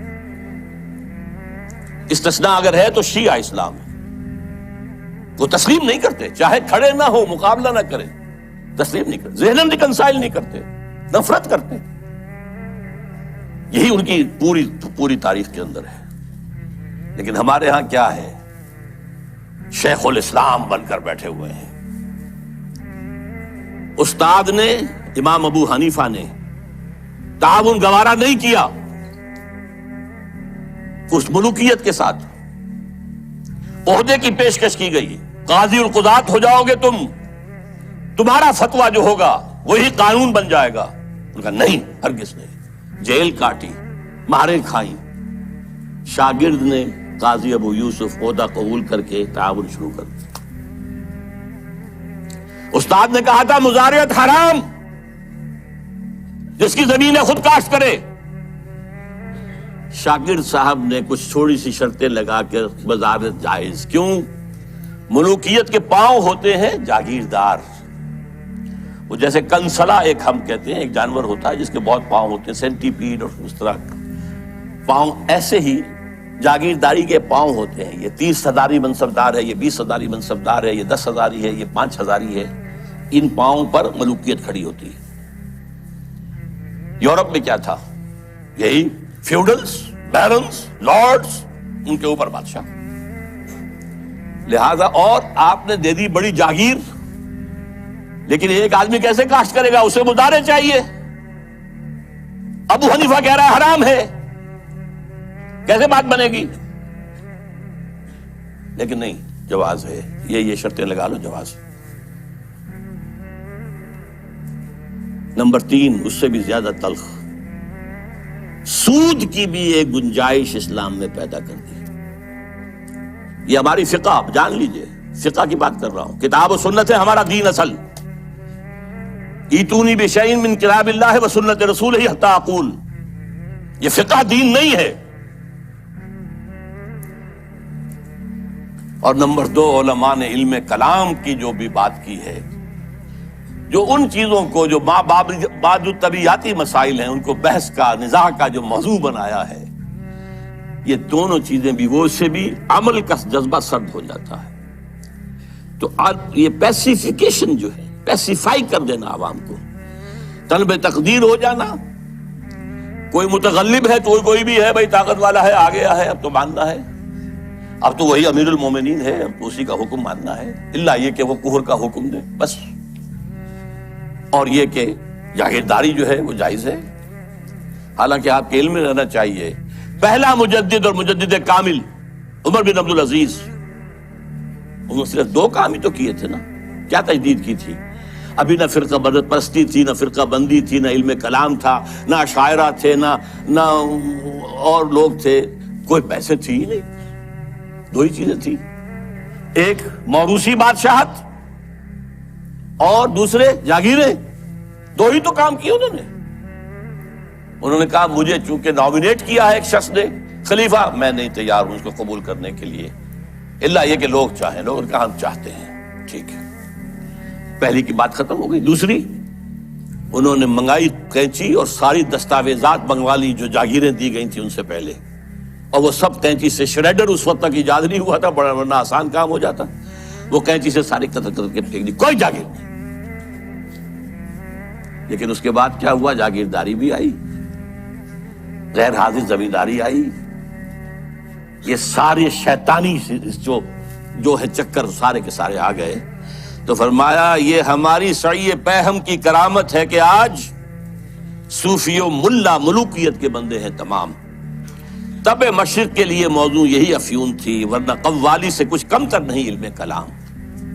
قوالی بھی کیا کرتی ہے؟ آپ کے قواعد عملی کو ختم کر کے سر دھنتے رہی ہے۔ علم کلام بھی یہی کرتا ہے، مسائل، اللہ کی صفات اس کی ذات پر اضافی ہیں یا اس کے ذات کا جز ہیں، صفات حادث ہیں یا قدیم ہیں، اس کائنات کا کیا ہے ربط حادث بالقدیم، یہ کائنات حادث ہے، اللہ کی ذات قدیم ہے، رابطہ کیا ہے ان کا، کیا کنیکشن ہے؟ یہ مسائل جو لا ینحل ہیں، یہ اس ماورا اس طبقے سے تعلق ہے ان تمام کا کہ ان کو حل ممکن نہیں۔ قرآن نے، حدیث نے ان کو چھیڑا ہی نہیں۔ ہے اپنی جگہ مسائل ہے، فلسفے میں بحثیں ہوتی ہیں، گفتگویں ہوتی ہیں، لیکن یہ کہ ان کو موضوع بنا لینا، انہی پر بحثیں ہونا۔ میں صرف تاریخی طور پر آپ کو بتا رہا ہوں، جب ترک قسطنطنیہ کا محاصرہ کیے ہوئے پڑے ہوئے تھے تو آیا صوفیہ جو ان کا سب سے بڑا چرچ تھا، بڑی مسجد ہے وہ، وہاں پر مناظرہ ہو رہا تھا کن مسائل پر؟ علماء عیسائیوں کے، ایک سوئی کی نوک پر کتنے فرشتے آ سکتے ہیں؟ حضرت عیسیٰ کی ولادت کے بعد بھی حضرت مریم کنواری رہ گئی یا نہیں؟ اور جو لاسٹ سپر میں روٹی کھائی تھی حضرت عیسیٰ نے، وہ خمیری تھی یا فطیری تھی؟ ان مسائل پر بحثیں ہو رہی ہیں آیا صوفیہ میں، اور وہاں لشکر مسلمانوں کا پڑا ہوا گھیرے ہوئے۔ یہی حال ہمارا ہندوستان میں، انگریز آ چکا ہے، بنگال سے آگے بڑھ رہا ہے، ہماری حکومتیں جو چھوٹے چھوٹے یہ ہیں سلطان بیٹھے ہوئے ہیں، نواب ختم ہو رہے ہیں، اور ہمارے علماء میں سے جو ٹاپ کے علماء دو، جن کا میں اس وقت نام نہیں لینا چاہتا کہیں خامخواہ ایک سوء ظن اشخاص سے نہ ہو جائے، کن مسائل پر گفتگو کر رہے ہیں؟ اللہ جھوٹ بول سکتا ہے یا نہیں؟ آپ کے نہیں بول سکتا تو اس کا مطلب اللہ کل شیء قدیر نہیں ہے، اور بول سکتا ہے تو پھر اس کی وہ شان نہیں رہی باقی تنزیہی۔ اللہ کوئی دوسرا محمد بنانے پر قادر ہے یا نہیں؟ اگر ہے تو اس کا مطلب بے نظیر تو نہ ہوئے محمد صلی اللہ علیہ وسلم۔ یہ مسائل ویسے ہوتی تھی، بڑے علماء، منطقی علماء اس پر ویسے کریں۔ تو یہ ہے تب مشرق کے لیے موضوع یہی افیون تھی، ورنہ قوالی سے کچھ کمتر نہیں علم الکلام۔ ہے طواف و حج کا ہنگامہ اگر باقی تو کیا، کند ہو کر رہ گئی مومن کی تیغ بے نیام۔ یہ طواف و حج کا ہنگامہ ہے، 30-40 لاکھ آدمی آ جاتے ہیں، جمع ہو جاتے ہیں، اس اقبال کے زمانے میں تو شاید ابھی 2-3 لاکھ ہی ہوتے ہیں، واللہ عالم۔ بہرحال لیکن یہ کہ مومن کی تیغ تو بے نیام جو ہے رہ گئی ہے، ختم ہو گئی ہے، لہذا کوئی ڈرنے کی ضرورت ہی نہیں۔ کیوں گھبرا رہے ہیں آپ؟ کس کی نومیدی پہ حجت ہے یہ فرمان جدید؟ ہے جہاد اس دور میں مرد مسلمان پر حرام۔ یہ جو آپ نے مجلس بلائی ہے اور آپ نے اتنا عمدہ انوگرل ایڈریس بھی ادا کیا ہے ہمیں، یہ کس کی طرف سے کوئی نا امیدی کسی بات آپ پر آ گئی ہے؟ نومیدی یا سنگیزی کوئی ہے آپ کے اندر پیدا ہو رہی ہے؟ وہ کون سا سبب ہے؟ کس کی نومیدی پہ حجت ہے یہ فرمان جدید؟ ہے جہاد اس دور میں مرد مسلمان پر حرام۔ دوسرا بشیر بولتا ہے، خیر ہے سلطانی جمہور کا غوغا کے شر، تو جہاں کے تازہ فتنوں سے نہیں ہے باخبر۔ یہ پہلے مشیر کو مخاطب کر کے کہہ رہا ہے تم واقف نہیں ہو دنیا میں جو نئے نئے فتنے اٹھ گئے ہیں، ابلیسیت کو چیلنج کرنے کے لیے بڑی چیزیں آ گئی ہیں. اب یہ سلطانی جمہور کا زمانہ آ رہا ہے. ہم نے تو ملوکیت بنائی تھی، بادشاہت بنائی تھی، امپیریلزم بنائی تھی. یہ کیا ہوا ہے؟ یہ بادشاہت ختم ہو رہی ہے. یہ فرینچ ریولوشن آ چکا ہے. یہ کیا ہو رہا ہے؟ سلطانی جمہور. خیر ہے سلطانی جمہور کا غوغا کی شر، تو جہاں کے سارا فتنوں سے نہیں ہے باخبر. اس کے جواب میں پہلا مرشد جو کچھ کہہ رہا ہے، میں سمجھتا ہوں یہ ماسٹر پیس ہے اس نظم کا حصہ. میں ہوں باخبر، میں جانتا ہوں، مجھے بے خبر نہ سمجھو. ہوں مگر میری جہاں بینی بتاتی ہے مجھے، میں یہ پوری دنیا کو میں نے دیکھا بھالا ہے، سمجھا ہے، سمجھایا ہے، وہ مجھے بتاتی ہے جو ملوکیت کا ایک پردہ ہو کیا اس سے خطر. یہ تو ملوکیت کا ایک پردہ ہے. یہ جمہور کی حاکمیت وہی گند ہے، وہی شرک ہے، وہی کفر ہے، وہی خباثت ہے، وہی غلاظت ہے جو ایک فرد کی حاکمیت. کیا فرق پڑا؟ Why do you fear؟ ہمیں کون چیلنج کر رہا ہے اس میں؟ کسی نے خدا کی بات کی ہے؟ ہوں مگر میری جہاں بینی بتاتی ہے مجھے جو ملوکیت کا ایک پردہ ہو کیا اس سے خطر. ہم نے خود شاہی کو پہنایا ہے جمہوری لباس، جب ذرا آدم ہوا ہے خود شناس و خود نگر. یہ تو ہم نے خود بادشاہت کو یہ جمہوری لبادہ اڑا دیا ہے. اس لیے کہ اب انسان ذرا خود شناس ہو گیا ہے، کچھ اپنی حیثیت بھی سمجھنے لگا ہے، سیلف امپورٹنس، سیلف کانشسنس، خود نگر، اپنے حقوق کی بھی نگرانی چاہتا ہے. میں بھی کچھ ہوں، صرف بادشاہی تو نہیں ہے. اچھا بھائی لڑو، ایک لبادہ اڑا دو، سب کے سروں کے اوپر وہ گندگی تھوڑی تھوڑی بانٹ کے رکھ دو. اور یہ ذہن میں رکھ لیجئے، علامہ اقبال کا یہ ویژن بہت گہرا ہے اور بہت عمدہ ہے. ہر کجا بینی جہان رنگ و بو، کہ از خاکش بروید آرزو، یا ز نور مصطفیٰ اورا بہاست، یا ہنوز اندر تلاش مصطفیٰ است. دنیا میں جہاں کہیں بھی تمہیں کوئی نور نظر آئے گا، کوئی خیر، کوئی بھلائی کی بات جس سے کوئی آرزو جو ہے، وہ جو کہا تھا کہ آرزو اول تو پیدا ہو نہیں سکتی کہیں، وہ آرزو امنگ پیدا ہو انسان کے اندر، یا تو نور مصطفیٰ کا ظہور ہو رہا ہے. یہ وہی روشنی ہے جو مصطفیٰ نے دی تھی صلی اللہ علیہ وسلم، یا ابھی انسان اسی نور مصطفیٰ کی تلاش میں جا رہا ہے. یہ جو ڈائلیکٹیکل پروسیس چل رہا ہے دنیا میں، یہ کشاں کشاں جا رہا ہے اسی نظام کی طرف جو محمد نے دیا تھا صلی اللہ علیہ وسلم. یہ بات تو بعد میں بھی آئے گی ذرا. اس وقت یہ ہے کہ یہ خود شناسی اور خود نگری یہ محمد کی ادا کرتا ہے صلی اللہ علیہ وسلم. یہ خلیفہ راشد نمبر 2 ہیں حضرت عمر فاروق، جن کا تاریخی جملہ ہے. ایک صوبے کے گورنر نے، غالباً ایران کے گورنر نے، حضرت سعد بن ابی وقاص تھے غالباً، انہوں نے اپنے مکان کے باہر ڈیوڑی بنا دی اور ایک پہرے دار کھڑا کر دیا.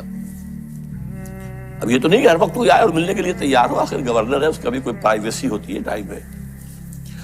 پرچہ نویس ہوتے تھے، انہوں نے خبر بھیج دی حضرت عمر کو کہ سعد نے یہ کام کیا ہے. آپ نے خط دے کر ویلچی کو بھیجا اور کہا پہلے جا کر اس ڈیوڑی کو آگ لگا دینا اور پھر میرا یہ خط دینا. اور خط میں کیا لکھا؟ انسانوں کو ان کی ماں نے آزاد جانا تھا، تم کون ہوتے انہیں اپنا غلام بنانے کے لیے؟ Who are you؟ تم نے انہیں اپنا غلام بنا لیا. یہ حریت جس کا لوہا مانا ہے ایچ جی ویلز نے، انہیں کوٹ کیا ہے، لا فضل لعربی علی عجمی ولا لعجمی علی عربی ولا لاسود علی احمر ولا لاحمر علی اسود الا بالتقوی.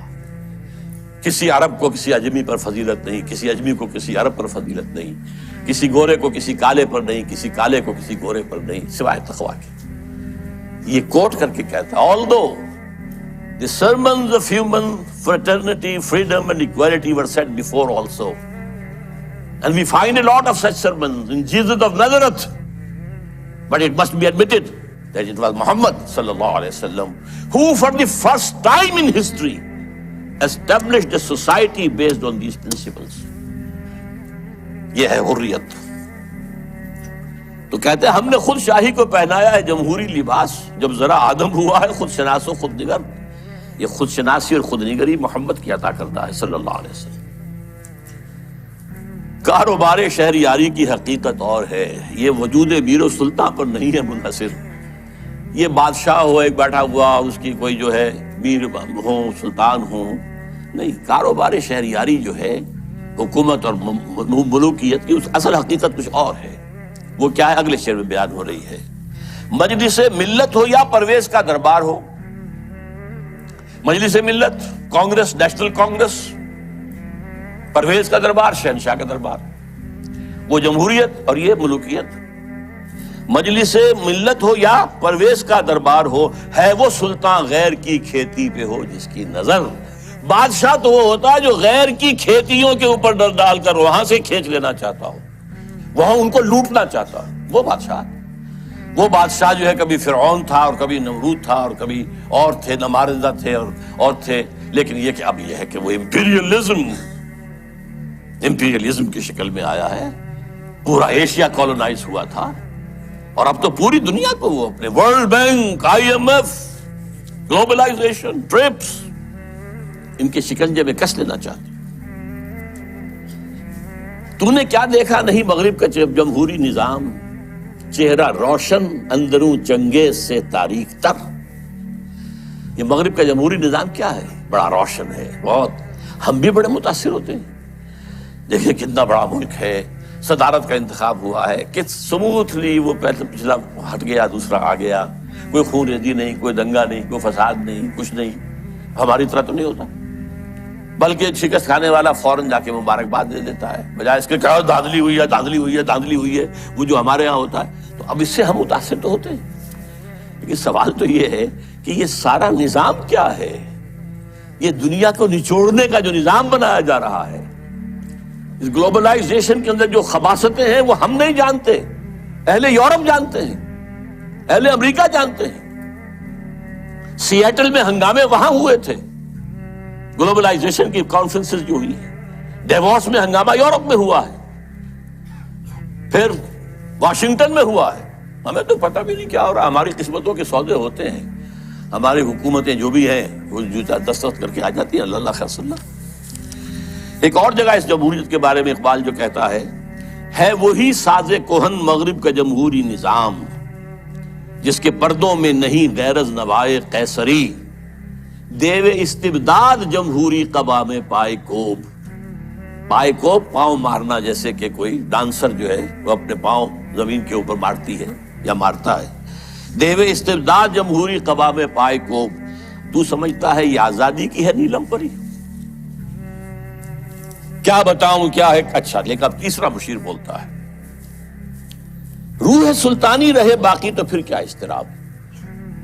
اگر یہ ملوکیت رہے باقی کسی نہ کسی شکل میں، روح سلطانی باقی رہے تو پھر ہمیں کوئی حرج نہیں، امپیریلزم موجود رہے تو ہمیں کوئی اعتراض نہیں، ہیومن ساورنٹی موجود رہے تو ہمیں کوئی اعتراض نہیں، روح سلطانی رہے باقی تو پھر کیا اضطراب ہے؟ مگر کیا اس یہودی کی شرارت کا جواب، وہ کلیم بے تجلی، وہ مسیح بے صلیب، نیست پیغمبر و لیکن در بغل دارت کتاب۔ اب یہ کس کی طرف اشارہ ہو رہا ہے؟ کارل مارکس کی طرف۔ یہودی، جرمنی کا رہنے والا، 1818 میں پیدا ہوا ہے، اس کے دماغ میں وہ سب کمیونزم، سوشلزم کے جو خیالات تھے ان کی بنا پر جرمنی والوں نے نکال دیا جلا وطن۔ فرانس میں جا کر ڈیرا لگایا، وہاں بیٹھ گیا، وہاں سے بھی نکالا گیا، انگلینڈ گیا، انگلینڈ جیسے سب کو بگڑے تگڑوں کو سب کو پناہ دیتا ہے، وہاں وہ داس کیپیٹال کی تکمیل ہوئی ہے، جس کی بنیاد پر پھر یہ کہ انقلاب آیا، بولشوک ریولوشن رشیا کے اندر۔ وہ کہتا ہے کہ یہ تو ایک نیا انقلاب آ رہا ہے، یہ سرمایہ داری کی جڑ کٹ جائے گی، نظام بدل جائے گا۔ ہم نے جو بھی شیطنت کے پنجے جس طرح کا شکل میں گاڑے ہیں، ان میں سے ایک بڑا پنجہ وہ بھی ہے۔ مگر کیا اس یہودی کی شرارت کا جواب، وہ کلیم بے تجلی، وہ مسیح بے صلیب، نیست پیغمبر ولیکن در بغل دارت کتاب، داس کیپیٹل ایک کتاب تو اس کے اندر ہے۔ واقعتاً اس کتاب میں بہت تاثیر تھی، اس میں کوئی شک نہیں۔ اس کتاب نے ذہنوں کو مسخر کیا ہے، کیپچر کیا ہے، موٹیویٹ کیا ہے۔ نیست پیغمبر ولیکن در بغل دارت کتاب، کیا بتاؤں کیا ہے کافر کی نگاہ پردہ سوز، مشرق و مغرب کی قوموں کے لیے روز حساب، اس سے بڑھ کر اور کیا ہوگا طبیعت کا فساد، توڑ دی بندوں نے آقاؤں کے خیموں کی تناب۔ یہ تو دنیا زیر و زبر ہو رہی ہے۔ یہ آقا اور یہ جو بندے تھے جن کو تقدیر کا سبق ہم نے سکھا رکھا تھا، جن کو وہ بھی جو اپنے حالات کے اندر جو تھے وہ مست تھے، یہ اٹھ کھڑے ہوئے ہیں، فساد برپا کر دیا ہے، آقاؤں کے خیموں کی تنابیں توڑ رہے ہیں۔ اس کا کیا جواب ہے؟ یہ تو ایک بہت بڑا فتنہ ہے جو ہمارے لیے، ابلیسیت کے لیے۔ اب ایک چوتھے بشیر صاحب آتے ہیں درمیان میں، توڑ اس کا رومت الکبریٰ کے ایوانوں میں دیکھ، آل سیزر کو دکھایا ہم نے پھر سیزر کا خواب۔ رومت الکبریٰ، Rome, the great Rome, the great Roman empire, اور خاص طور پہ سیزر کا زمانہ۔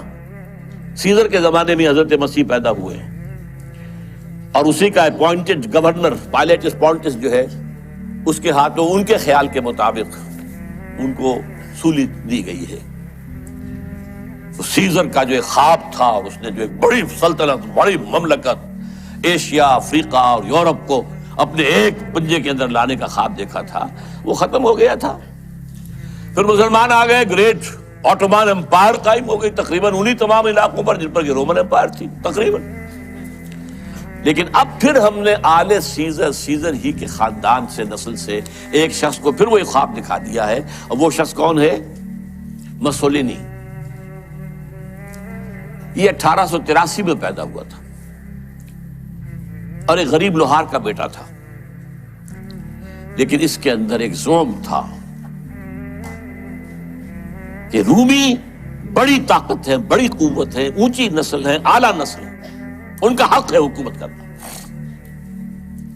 یہی چیز بعد میں ہٹلر کے ذریعے سے جرمنی میں آئی ہے، لیکن ابھی جب تک کہ یہ نظم لکھی گئی ہے 1936 میں، اس وقت تک ابھی وہ منظر عام پر نہیں آیا تھا۔ لیکن سبق ایک تھا، فاشزم، چاہے وہ مسولینی کا ہو اور چاہے وہ نازیزم ہے جرمنی کا، ایک قوم ایک نسل، لہذا ایک بڑی عظیم مملکت بنانے کا اس نے خواب دیکھا۔ شمالی افریقہ کے کئی ممالک فتح کر لیے، اس پہ بڑے بڑے اعتراض کیے یورپ والوں نے بھی، وہ تو میں بعد میں آپ کو بتاؤں گا۔ لیکن یہ ہے کہ یہ چوتھے بشیر نے کہا کہ ہم نے توڑ پیدا کر دیا ہے، کمیونزم کا راستہ روکنے کے لیے یہ فاشزم آ گیا ہے، تم گھبراؤ نہیں۔ توڑ اس کا رومت الکبریٰ کے ایوانوں میں دیکھ، آل سیزر کو دکھایا ہم نے پھر سیزر کا خواب، کون بحر روم کی موجوں سے ہے لپٹا ہوا، گاہ بالت چوں سنوبر گاہ نالت چوں رباب۔ یہ کون ہے جو بحر روم کی موجوں سے لپٹا ہوا؟ بہت بڑا اس نے بحری بیڑا بنایا تھا، شمالی افریقہ کو فتح کرنے کے لیے بحری بیڑے کی ضرورت تھی۔ اٹلی، آخر اسی نے فتح کیا تھا لیبیا کو، پھر وہ حبشہ کی طرف آیا، ایریٹریا کی طرف آیا، بڑھ رہا تھا۔ اس پر جب اعتراض ہو رہا تھا، اگرچہ اس کو تو قتل کر دیا اسی کے جو لوگ تھے اس کی پارٹی کے 1945 میں، لیکن بہرحال وہ ایک فلسفہ دے گیا تھا۔ اقبال کی ایک اور نظم ہے، وہ میں تیزی سے آپ کو پڑھ کر سنا دیتا ہوں۔ جب ویسٹ میں بہت تنقید ہوئی مسولینی پر،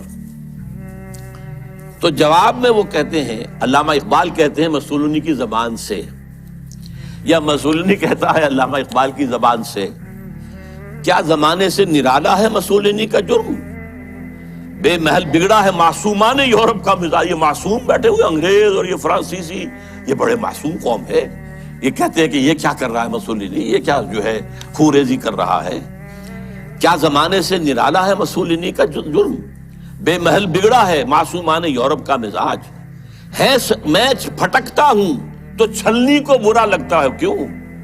چھاج پھٹکتا ہے، چھلنی جو ہے اس کے اندر سے وہ چیز کو نکلتی ہے، میں پھٹکتا ہوں تو چھلنی کو برا لگتا ہے۔ کیوں؟ ہے سبھی تہذیب کے اوزار، تو چھلنی میں چھاج، میرے سودائے ملوکیت کو ٹھکراتے ہو تم، تم نے کیا توڑے نہیں کمزور قوموں کے زجاج؟ تم نے لوٹے بے نوا سیرا نشینوں کے خیام، تم نے لوٹی کشت دہقاں، تم نے لوٹے تخت و تاج، پردہ تہذیب میں غارت گری آدم کشی، کل روا رکھی تھی تم نے، میں روا رکھتا ہوں آج۔ یہ ہے مسولینی کا جو موقف تھا جو علامہ اقبال نے بیان کیا۔ بہرحال اب پھر تیسرا مشیر بولتا ہے، میں تو اس کی عاقبت بینی کا کچھ قائل نہیں جس نے افرنگی سیاست کو کیا یوں بے حجاب۔ میں تو کچھ زیادہ قائل نہیں ہوں اس مسولینی کی کوئی عاقبت اندیشی، یہ ہمارے کام کا آدمی نہیں ہے۔ افرنگی سیاست کو اس طرح بے حجاب کر دیا کہ تم بھی لٹیرے ہو، تم نے بھی خونریزیاں کی ہیں، تم نے بھی ملک لوٹے ہیں، تم نے بھی لوگوں کے خون چوسے ہیں، میں کر رہا ہوں تو کون سا نیا جرم ہے؟ کیا زمانے سے نرالا ہے مسولینی کا جرم؟ وہ کہتا کہ یہ تو اصل میں یہ اشتراکیت کے خلاف، یہی جو ویسٹرن کیپٹلزم ہے یہی تو اصل دفاع بن سکتا تھا، اور اسی کو مسولینی کمزور کر رہا ہے۔ میں تو اس کی عاقبت بینی کا کچھ قائل نہیں جس نے افرنگی سیاست کو کیا یوں بے حجاب۔ پانچواں مشیر اب کہتا ہے، اے تیرے سوز نفس سے کار عالم استوار، جناب ابلیس، مہاراج ابلیس، آپ کے سوز نفس ہی سے تو سارا یہ کار عالم جو ہے یہ چل رہا ہے۔ تو نے جب چاہا کیا ہر پردگی کو آشکار، تو نے جب چاہا چھپے ہوئے رازوں کو آشکار کر دیا، کھول دیا، بیان کر دیا۔ آب و گل تیری حرارت سے جہان سوز و ساز، یہ جو آب و گل کا عالم ہے، یہ زمین اور پانی، اسی سے سب کچھ بنا ہے نا۔ وَمِنَ الْمَاءِ خَلَقْنَا مِنَ الْمَاءِ كُلَّ شَيْءٍ حَيٍّ، یہ ساری چیزیں یہی سے پیدا ہوئی ہیں، پانی اور مٹی، من طین، قرآن کہتا ہے۔ آب و گل تیری حرارت سے جہان سوز و ساز، ابلہ جنت تیری تعلیم سے دانائے کار۔ ابلہ جنت یہ اصل میں حضور کی جو ایک حدیث ہے بیان کی جاتی ہے، میں اس کے سند کا کیا مقام نہیں جانتا، اہل الجنت بلہن، کہ جنت میں لوگ جو ہوں گے وہ ہوں گے بہت ہی سادہ لوگ ہوں گے، بہت شریف ہوں گے، بہت سادہ لوگ، اس سے یہ ابلہ کا لفظ بنا ہے۔ ابلہ جنت تیری تعلیم سے دانائے کار، یہ انسان جو ہے یہ تیری ہی تعلیم سے بڑے بڑے فلسفی بن کر ابھر آئے ہیں۔ تجھ سے بڑھ کر فطرت آدم کا وہ محرم نہیں، سادہ دل بندوں میں جو مشہور ہے پروردگار۔ خود وہ پیدا کرنے والا بھی آدمی کی فطرت سے اتنا واقف نہیں جتنا آپ ہیں۔ کام تھا جن کا فقط تقدیس و تسبیح و طواف، تیری غیرت سے ابد تک سرنگون و شمسار۔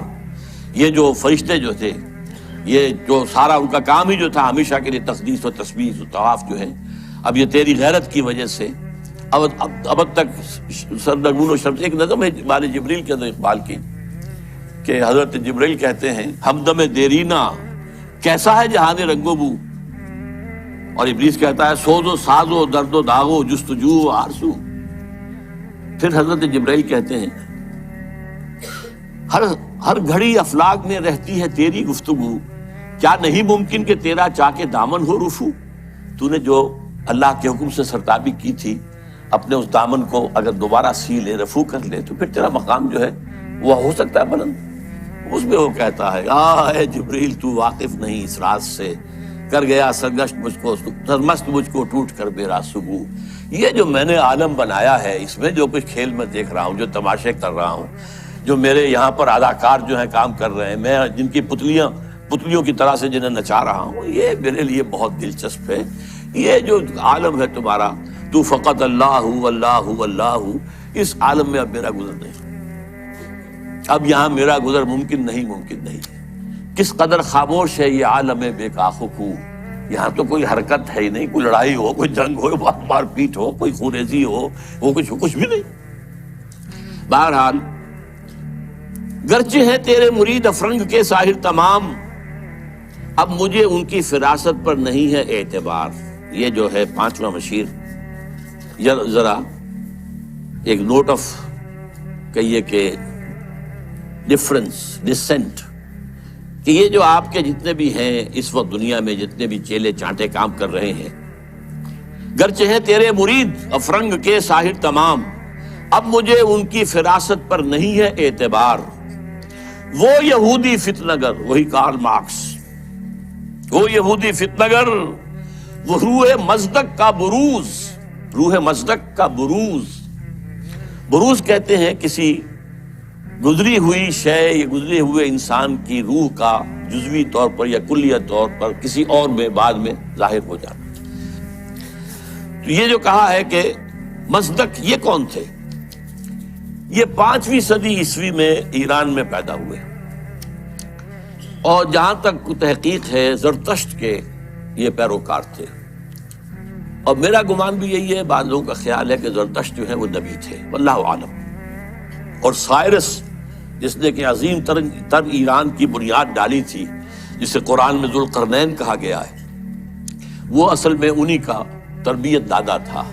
وہ جلا وطنی کی زندگی میں جب رہا ہے تو انہی کے زیر اثر رہا ہے، واللہ عالم۔ اس نے جو ہے زرتشتی فلسفے کو ذرا آگے بڑھایا۔ زرتشتی فلسفہ جو دنیا میں اب ہے، ہمیں نہیں معلوم انہوں نے کیا کہا تھا، جیسے کہ ایک کرسچینٹی اب ہے، حضرت مسیح نے اصلاً کیا کہا تھا، وہ تو اگر قرآن نہ ہوتا تو ہمیں کیسے معلوم ہوتا۔ بدھ مت اب جو کچھ ہے، کیا پتا واقعتاً وہ گوتم بدھ کی طرف اس کی نسبت درست ہے کہ نہیں ہے۔ اس طرح زرتشت کی طرف جو نسبت ہے، 2 خدا ہے، ایک نیکی کا خدا ہے یزداں، خدا خیر، اور ایک بدی کا خدا ہے اہرمن، خدا شر۔ البتہ اس کے اوپر بھی ایک خدا کو مانتا ہے، خدائے گاں، یعنی ان دونوں خداؤں پر بھی ایک خدا ہے۔ یہ وہی ہے معاملہ کہ ہر جو مشرکانہ نظام ہوتا ہے اس میں ایک بڑے خدا کو مان کر اس کے نیچے چھوٹے چھوٹے خدا کو مانا جاتا ہے، لیکن بڑے خدا کو مانتے ہیں۔ اللہ عرب میں ایک ہی تھا، آلہہ بے شمار تھے، اللہ ایک۔ یورپ میں چاہے وہ گریک سویلائزیشن تھی یا رومن، کیپٹل جی سے لکھے جانے والا گاڈ وہ ایک ہی تھا، اومنی پوٹنٹ، اومنیشینٹ، اومنی پریزنٹ، علی کل شیء قدیر، بکل شیء علیم، اور جہاں ہر جگہ موجود۔ لیکن نیچے گاڈز اینڈ گاڈیسز جو ہیں وہ چھوٹے جی سے لکھی جائے گی، گاڈز اینڈ گاڈیسز، یہ بے شمار۔ ہندوستان میں اسی طریقے سے یہاں پر بھی دیوی دیوتا بہت، لیکن مہادیو ایک ہی ہے۔ بہرحال وہ اس نے مصدق نے اس فلسفے کو آگے بڑھایا کہ دنیا میں جتنا شر ہے، حسد ہے، کینہ ہے، بغض ہے، غضب ہے، نفرت ہے، لڑائیاں ہیں، دنگے ہیں، فساد ہیں، خون ریزیاں ہیں، یہ سب عدم مساوات کی وجہ سے۔ مساوات اگر قائم کر دی جائے تو یہ ختم ہو جائے۔ لہذا زر، زن، زمین، 3 چیزیں زیر سے شروع ہوتی ہیں، یہ تینوں، زر، زن، زمین، ان کو سب انسانوں میں برابر تقسیم ہو جانا چاہیے۔ یہ فلسفہ ہے جو سب سے پہلے دنیا میں اس طرف آیا ہے، جدھر پھر ایک چھلانگ جو ہے وہ پھر کارل مارکس نے لگائی ہے، لیکن ابتدا کا فلسفہ یہ تھا مصدق۔ 548 عیسوی میں نوشیروان عادل نے اسے قتل کر دیا، اور اس کے بعد مصدقی فرقہ جو اس کا تھا، جتنے بھی پیروکار تھے، ان سب کو بھی تہہ تہہ کر دیا گیا، تو بات ختم ہو گئی۔ تو یہاں پر جو ہے وہ مشیر جو کہہ رہا ہے 5واں، علامہ اقبال کہہ رہے ہیں اس کی زبان سے کہ وہ یہودی فتنہ گر، وہ روح مصدق کا بروز، ہر قبا ہونے کو ہے اس کے جنوں سے تار تار، زاغ دشتی ہو رہا ہے ہم سر شاہین و چرغ۔ یہ جنگلی کوے جو ہیں یہ شاہین اور شکروں کے برابر ہو رہے ہیں، کاشتکار زمیندار کے برابر ہو جائے گا، مزدور کارخانے دار کے برابر ہو جائے گا۔ کیا ہونے چلا ہے، کیا ہو رہا ہے، کیا قیامت آ رہی ہے؟ ہماری ابلیسیت کو تو بہت بڑا خطرہ جو ہے ہو چکا ہے لاحق۔ اور یہ اچھی طرح جان لیجئے، یہ صورت اتنی خوفناک تھی کہ پچھلی صدی کے وسط میں، مڈ 50s میں، ویسٹرن بلاک کانپ رہا تھا کمیونزم کی پیش رفت سے، جس آگ، جنگل کی آگ کی طرح بڑھ رہا تھا کمیونزم۔ سن 1917 کا جو ریولوشن تھا، کیسے کیسے چھلانگیں لگائی، لیٹن امریکہ میں پہنچ گیا، مڈل امریکہ، کیوبا کے اندر موجود ہے، آج بھی موجود ہے، چائنا میں آ گیا، ہندوستان میں کمیونسٹ پارٹی بن گئی۔ یہ جو طوفان آ رہا تھا، اور اس سے بھی بڑھ کر بات کیا تھی، رشیا جو ہے وہ اسپیس کانکویسٹ کے اندر آگے نکل گیا۔ سب سے پہلا سپوٹنک جو ہے وہ رشیا نے پھینکا ہے فضا کے اندر، خلا کے اندر، تو کانپ رہے تھے۔ اس کے بعد انہوں نے یہ سیٹو بنائی اور سینٹو بنائی اور کیا اور بنایا اور نیٹو بنائی سب سے بڑی، یہ سب اس کو کسی طریقے سے.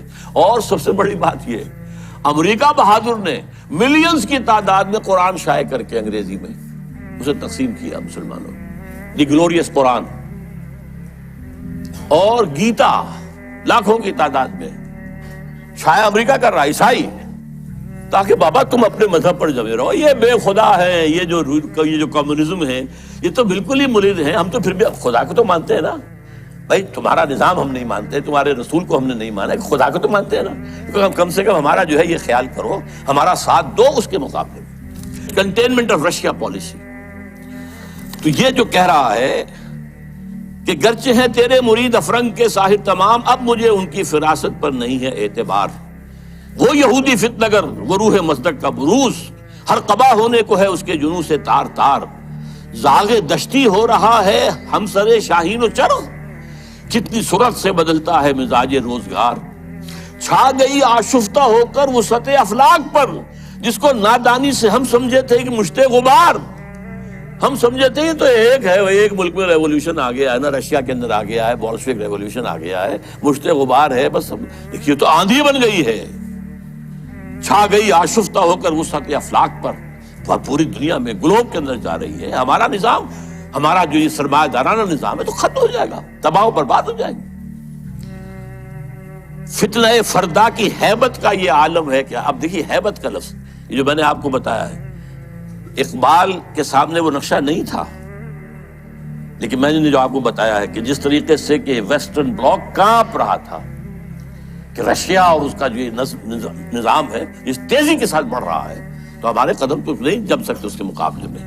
فتنہ فردا کی ہیبت کا یہ عالم ہے کہ آج کانپتے ہیں کوہسارو مرغزارو جوئے بار.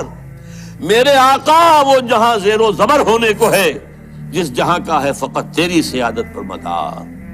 حضرت ابلیس ذرا غور کیجئے، اب وہ جہان جو ہم نے بنایا تھا، باطل جہان، ظالم جہان، باطل اور ظالم نظام، اس وقت سب کے سب جو ہے اس کے تاروں پود بکھر جائیں. اب یہ آخری خطاب ہے، یہ ابلیس کا ہے. پھر وہ اپنے اسی لاف زنی کے انداز میں آغاز فرماتے ہیں، ہے میرے دست تصرف میں جہان رنگ و بو. یہ جہان رنگ و بو جو ہے، یہ عالم ارضی، یہ میرے دست تصرف میں ہے، میرے قدرت میں ہے. میری فوجیں ہیں، میرے کارندے ہیں، میرے چیلے ہیں، میرے شاگرد ہیں، میرے ایجنٹ ہیں. یہ سب کے سب ہیں جو اس وقت کنٹرول کر رہے ہیں کائنات کو. کیا زمین، کیا مہرما، کیا آسمان تو بدو. نہ صرف زمین بلکہ آسمان بھی میرے قبضے میں ہے. میں نے جب گرما دیا اقوام یورپ کا لہو، دیکھ لیں گے اپنی آنکھوں سے تماشا شرق و غرب و شرق. میں نے جب گرما دیا اقوام یورپ کا لہو. اب یہ اقوام یورپ کا لہو گرم ہوا ہے ورلڈ وار نمبر 2. یہ جنگ کن کے مابین تھی؟ اقوام غربی کا تھا. یورپ میں ہوئی، کروڑوں انسان قتل ہوئے. اور اب ورلڈ وار 3 از ان دی آفنگ، سر پر لٹکی ہوئی ہے. کچھ ٹائم فیکٹر کی بات ہے، کتنا وقت لگے. یہ میرا مستقل موضوع ہے جس پر میری گفتگویں ہوتی رہتی ہیں. اس وقت وقت نہیں ہوں گا زیادہ، لیکن بہرحال وہ سر پہ ٹنگی ہوئی تلوار کے مانند ہے. دیکھ لیں گے اپنی آنکھوں سے تماشا غرب و شرق، میں نے جب گرما دیا اقوام یورپ کا لہو. سب کو دیوانہ بنا سکتی ہے میری کیا امامان سیاست، کیا کلیسا کے شیوخ. سب کو دیوانہ بنا سکتی ہے میری ایک ہو. کارگاہ شیشہ جو ناداں سمجھتا ہے اسے توڑ کر دیکھے تو اس تہذیب کے جام و صبو. ذرا دیکھے تو صحیح، اس تہذیب کو کون توڑ سکتا ہے؟ اس کے جام و صبو کون توڑ سکتا ہے؟ آئے کوئی میدان میں توڑے اسے. وہ تہذیب جس کا اس وقت کے دہائی دے رہا ہے Bush, our way of life, our civilization، یہ اسلامک فنڈامنٹلزم سے اس کو خطرہ ہے. our way of life، یہی فرعون نے کہا تھا اپنے درباریوں سے کہ یہ جو موسیٰ اور ہارون دو آ گئے ہیں، یذهبا بطریقتکم المثلی، تمہاری آئیڈیل تہذیب کو ختم کرنے کے درپے ہیں، یہ تمہارے نظام کو ختم کر دیں گے۔ آج وہی بات جو ہے بش کہہ رہا ہے، ہماری اس تہذیب کے توڑ کر دیکھے تو اس تہذیب کے جام و سبو دست فطرت نے کیا ہے جن غریبانوں کو چاک، مزدکی منطق کی سوزن سے نہیں ہوتے رفو۔ اب یہ بہت عمدہ شعر ہے کہ اللہ تعالیٰ نے جو خالق ہے انسان کا، امتیازات اس نے رکھ دیے ہیں اس کی سرشت کے اندر۔ میں لفظ فطرت استعمال نہیں کر رہا ہوں، یہ دو الفاظ علیحدہ ہیں۔ سرشت، سرشتن گودنا، یہ جو ہماری جو اینیمل انسٹنکٹس ہیں وہ سرشت ہیں، جو ہمارے اندر جو روحانی تقاضے ہیں وہ ہماری فطرت ہے۔ فطرت اللہ التی فطر الناس علیہا، اس کی تو نسبت جو ہے ذات باری تعالیٰ کے ساتھ ہے، وَنَفَخْتُ فِيهِ مِن روحی۔ لیکن انسان کی سرشت کے اندر ظاہر بات ہے، جینز کے اندر کہہ لیجیے آج کی اصطلاح میں فرق تو ہے۔ کوئی زیادہ ذہین پیدا ہوتا ہے، کوئی غبی ہے، کچھ زیادہ جسمانی صحت والے جینز لے کر آتا ہے، کوئی بنیادی طور پر ایسے جینز لے کر آ رہا ہے کہ بیمار ہو رہا ہے، اور بیماری بھی ایسی جو لا علاج ہے۔ تو یہ تو فرق اور امتیاز تو رہے گا۔ تو یہ کوئی مزدکی منطق جو ہے، مساوات جس طرح کی اس نے اس کا تصور دیکھا تھا، اس کی سوزن، اس کی سوئی سے یہ غریبان چاک ہونے والے نہیں ہیں۔ اسلام نے بھی ان کو ختم نہیں کیا، ان کو ایک حد میں لایا ہے، زیادہ گیپ نہ ہو جائے۔ ابھی ایک علیحدہ موضوع ہو جائے گا اسلام کا معاشی نظام کیا ہے۔ اس نے دو چیزوں کو زنجیر، دو جنوں کو زنجیر ڈال دی ہے، سود اور جوا، اور دو مزید، جنسی جذبات کو بھڑکا کر کوئی آمدنی، اور منشیات کو فروغ دے کر آمدنی، چار چیزیں نکال دیجئے تو ویسٹرن کیپٹلزم اسلامی نظام بن جائے گا۔ Private ownership, private enterprise, personal initiative, demand and supply, hire and fire, یہ سارے اصول جو ہے، مارکیٹ اکانومی، یہ سب اسلام میں بھی ہے۔ بس یہ ہے کہ یہ سود کے ذریعے سے یہ جو سرمایہ کاری ہے یہ سرمایہ داری بن جاتی ہے۔ جیسے وہ آکاش بیل ہوتی ہے، درخت کے اوپر چھا گئی اور اس پورے درخت کی جو جتنی بھی اس کے اندر توانائی تھی کھینچ لیا اس کو، وہ پھر سرمایہ داری بن جاتی۔ جوا، سٹاک ایکسچینج، ایک ہینڈل جو ہے ادھر سے ادھر کیا اور کریش ہو رہا ہے، مارکیٹ کریش ہو رہی ہے، بلینز اینڈ بلینز گون، اور وہ صرف ایک لیور کو کھینچنے کی بات ہے۔ یہ ساری چیزیں آپ کے علم میں ہیں۔ دست فطرت نے کیا ہے جن غریبانوں کو چاک، مزدکی منطق کی سوزن سے نہیں ہوتے رفو۔ کب ڈرا سکتے ہیں مجھ کو اشتراکی کوچہ گرد، یعنی تم جن سے گھبرا رہے ہو یہ مجھے تو نہیں ڈرا سکتے، مجھے ان سے کوئی خوف نہیں۔ یہ پریشاں روزگار آشفتہ مغز آشفتہ ہوں، یہ تو دیوانے قسم کے کچھ لوگ ہیں، ان کے خیالات بھی دیوانگی کے ہیں۔ ہے اگر کوئی خطر مجھ کو تو اس امت سے ہے۔ یہ ہے اب کلائمیکس اس کا، جس کی خاکستر میں ہے اب تک شرار آرزو۔ بہت اہم ہے یہ الفاظ، اگرچہ دنیا میں ابھی کہیں اسلامی نظام موجود نہیں ہے۔ We have to admit، دنیا کہتی ہے اسلامی نظام، بھائی کتاب میں ہے، اس میں پڑھ لو یہ نظام ہے، وہ کہتے دکھاؤ کہیں، نہیں، سوری، کہیں نہیں ہے، کہیں آثار بھی نہیں ہے ابھی تک، تو کم سے کم نظر تو نہیں آ رہے۔ لیکن اس کی نگاہ دیکھ رہی تھی جبریل، اس ابلیس کی 80 برس پہلے، اور آج وہی ویژن ویسٹ کو حاصل ہو چکا ہے۔ اس کی خاکستر میں ہے اب تک شرار آرزو۔ خاکستر ایک اگر انگارہ ہے، انگارے کے اوپر راکھ آ جاتی ہے تو آگ تو نظر نہیں آتی، تو راکھ ہے، کہیں اب آپ اسے اٹھائیں گے اور وہ اگر راکھ نکل گئی پھر پتہ چلے گا اندر کیا ہے۔ یہ وہ دیکھ رہا ہے، اس امت کی خاکستر میں شرار آرزو موجود ہے اگر مجھ کو خطر کوئی تو اس امت سے ہے جس کی خاکستر میں ہے اب تک شرار آرزو۔ یہ شرار آرزو پیدا کب ہوا یہ بھی سمجھ لیجئے۔ ویسٹرن کولونیلزم کا بستر جب طے ہوا، وہ نئی بساط بچھانی ہے اس کے بعد ہی، جیسے ہی ویسٹرن کولونیلزم گیا ہے ورلڈ بینک صاحب تشریف لے آئے، اسی وقت قائم ہوئے ہیں مالیاتی استعمار کا آغاز۔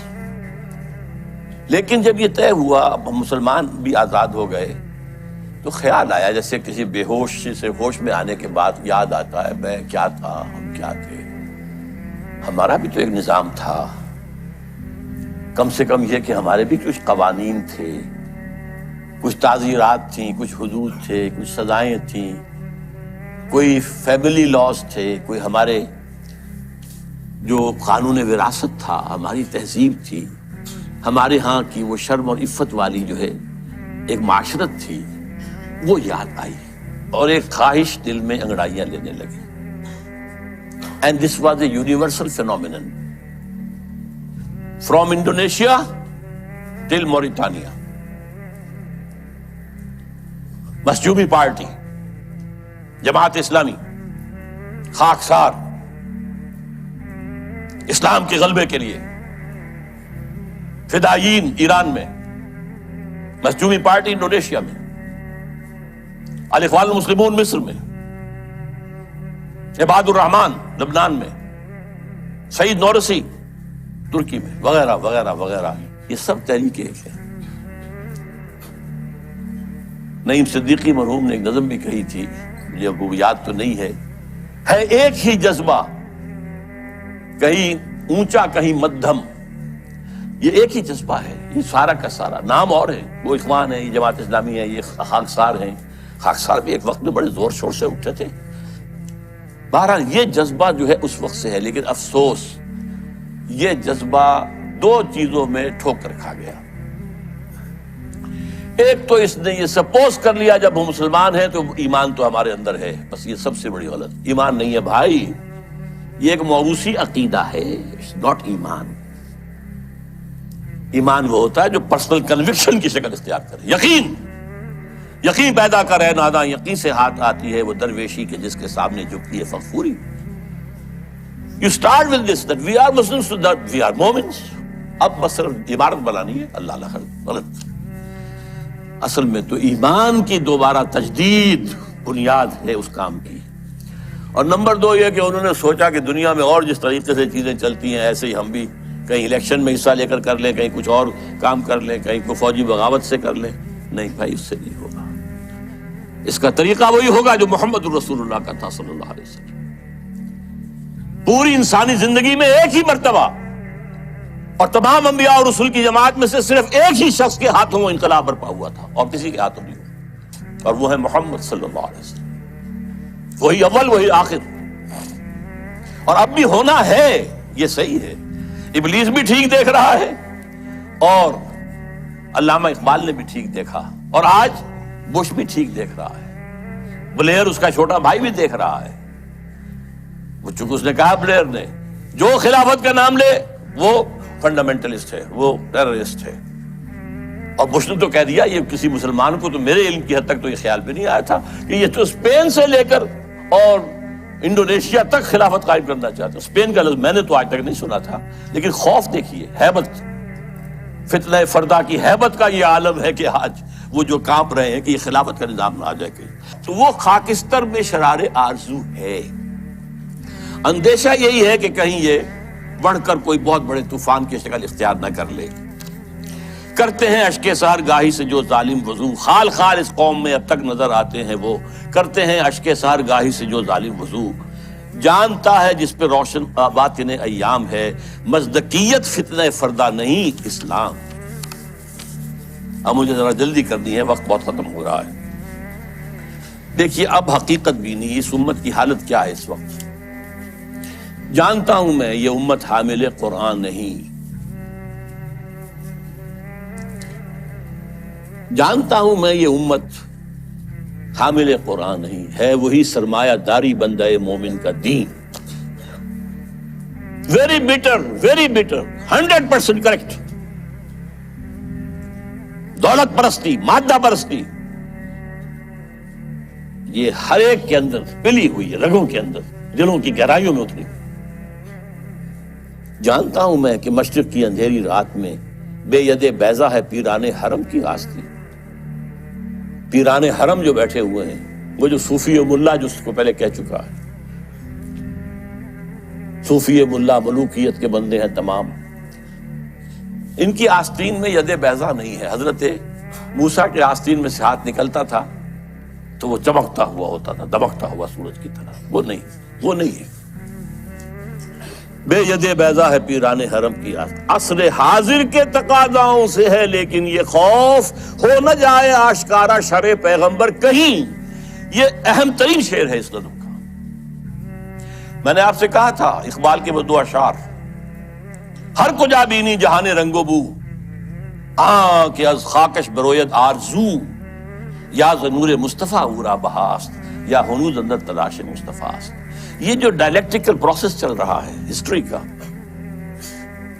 یہ اصل میں کیا جا رہا ہے؟ ایک چیز پیدا ہوئی، اس کا رد عمل پیدا ہوا، اس کے بعد ان دونوں میں تصادم ہوا، پھر دونوں سے ایک مل کر جل کر ایک نظام وجود میں آ گیا.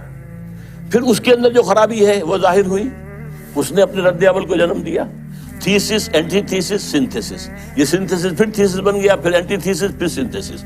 واقعہ یہ ہے کہ نوع انسانی رفتہ رفتہ جا رہی ہے اس ڈائلیکٹیکل پروسیس کے تحت بھی اسی نظام کی طرف جو محمد نے عطا کیا صلی اللہ علیہ وسلم. وہ کہتا ہے اس سے خوف ہے، امت میں دم نہیں ہے. اس کا قول ہے یہ، اللہ کرے گا اس امت میں جہاں پیدا ہو جائے گی. لیکن کہہ وہی رہا کہ میں جانتا ہوں میں یہ امت حامل قرآن نہیں ہے، وہی سرمایہ داری بندہ مومن کا دین.